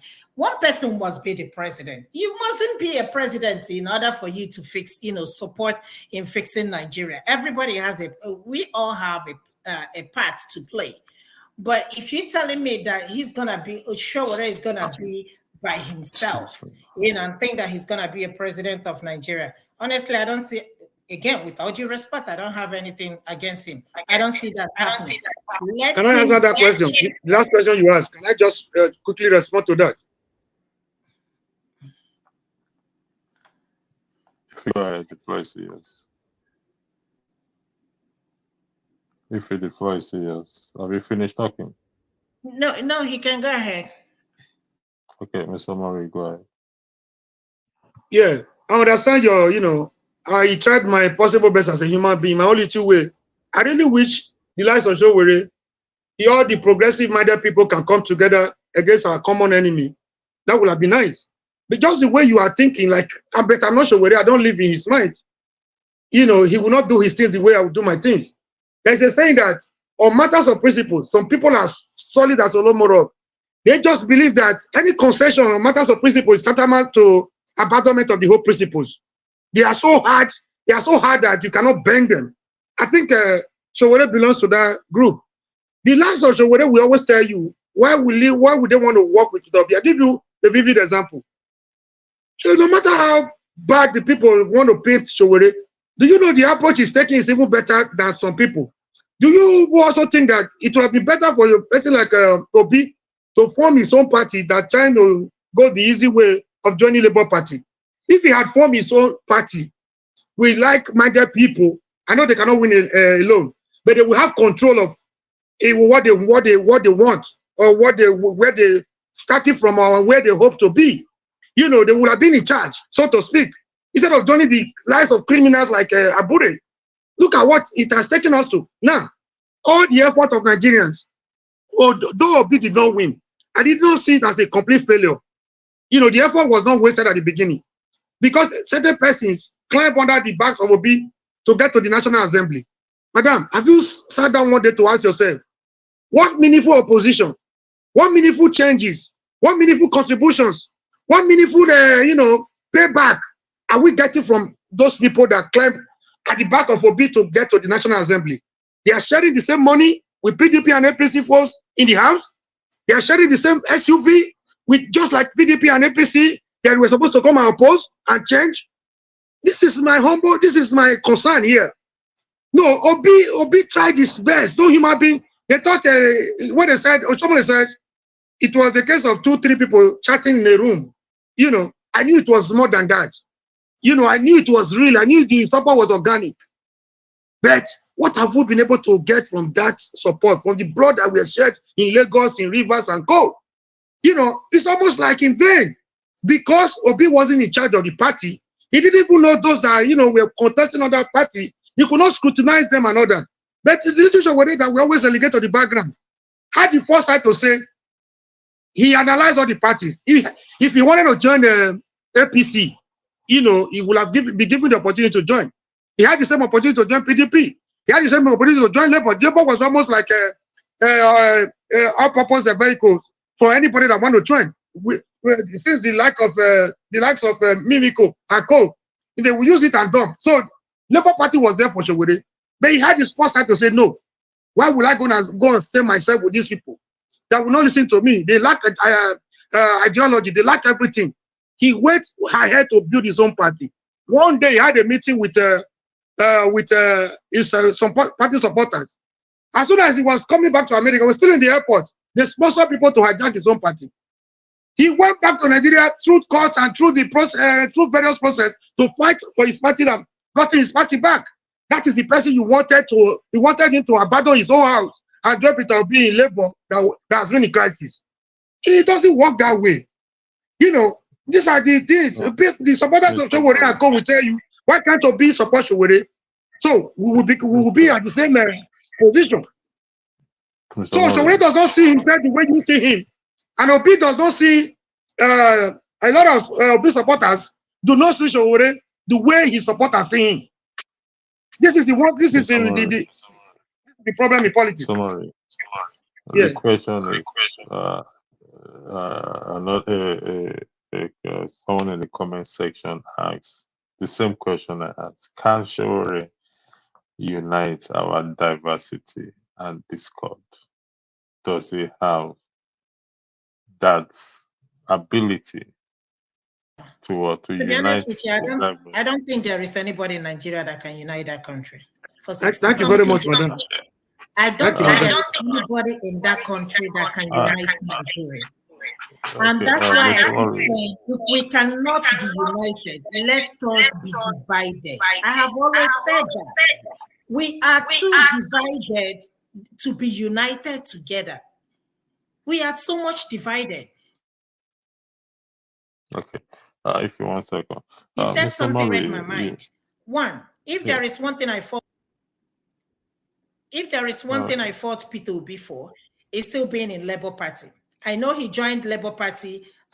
He didn't have time maybe to, start a political party. But I was waiting that, after this and with all the shenanigans going on in LP, that he can, leave the party and form his own party. I thought he was going to do that.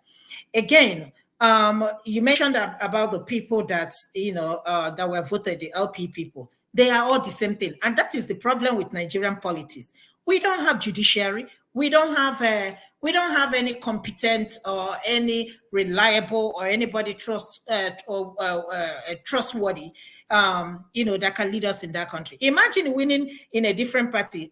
All of a sudden, you switch to APC and start singing their song. I mean, which country works like that? Except if it's not animal country like Nigeria. I'm sorry to say that, but that's what it is, honestly speaking.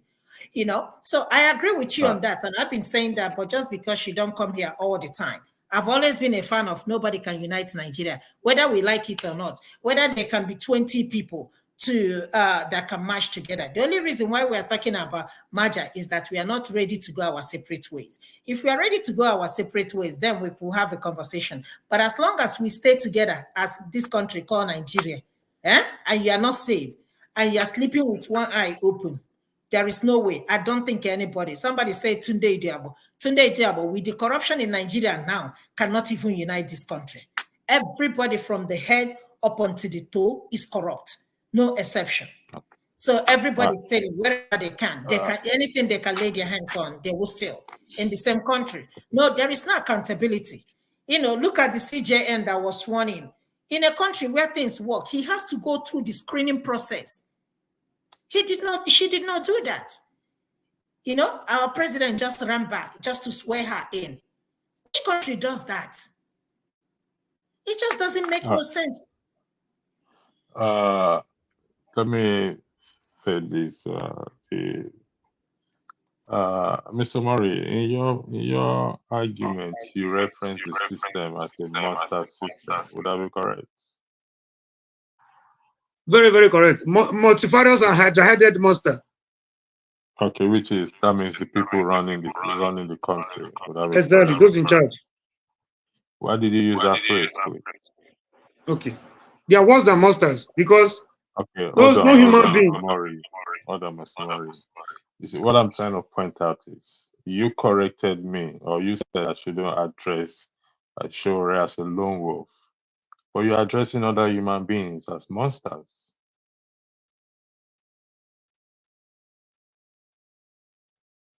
Yeah, can I answer you? Go ahead. Yeah, because they behave like they are worse than monsters in their behavior. No human being will. We thought we have had it all. We've seen it all under Buhari, right? We thought we could not go below that level of Buhari. But I told people that in less than 3 months that we will miss. I can send you the clips where I told that in different fora that we will soon be missing Buhari if we allow Emilio Khan to come in. No human being, no human being in his or her right senses will come on the day of inauguration, first day, and cause confusion, hardship for his people. Subsidy is gone from where to where? How? What measures did you put in place? apart from confusion and starting to be bold and courageous. You know, he didn't care. He didn't. I mean, he didn't even know the implication of either. He didn't know the implication of what he was saying, or he didn't care.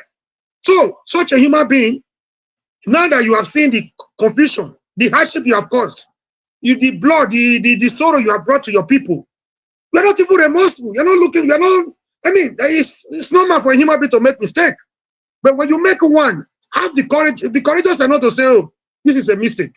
Be willing to reverse your, wrong decisions, amend them, and move forward. He's making more, dangerous policies that will endanger the lives of Nigerians without showing any remorse.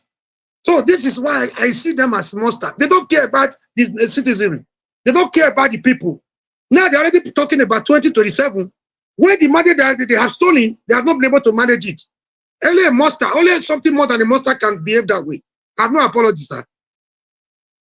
No, I'm not asking to apology. I'm just saying you're calling me out for using a lone wolf for sure, and you are using a monster for people. Anyway, we're not going to overflow. I'm not referring to any individual. I'm referring to the system. The monster, a system that consumes its own people. It's a system that drives away the best from the land, that consumes its best. Only a witch and wizard can consume his or her own children. It's human being that run the system. The system is not a imagination, a figment of our imagination. It's human being that runs the system that make up the system. Anyway, thank you for joining. Yeah, you asked another question I was trying to respond to. You asked if there's anybody that can unite Nigeria. I was trying to respond before Madam Ifi with the wedding. Just give us a name, please. Just give me a name. Who is the person? Yeah, not a single individual has the capacity to unite us. We, the people, are even divided among ourselves. We never agreed on any particular thing. Each time we gather to discuss, it's either on the basis of religion, sentiment, ethnicity, or otherwise. So we are not helping ourselves. Look at the trending utterances in the social media space. Mr. Murray, I'm going to stop you there, please. You were not here when we started. I made a rule. I made a decision that we're focusing on the topic, and nobody has gone outside that topic except for a few seconds or few moments right now, because the purpose of this podcast is about unity, finding somebody that will unite us. So we want to go. I have gone past that bigotry or tribalism, and nobody so far on this platform have made reference to that. So I don't think we will not go that way. If you're correct, if nobody, not one single person is, I have to meet you here. We all have to put hands on the deck. This is just part one of this podcast. We'll do part two again, and so I will have to bring the broadcast to an end. And thank you all for joining. Have a lovely night. Thank you.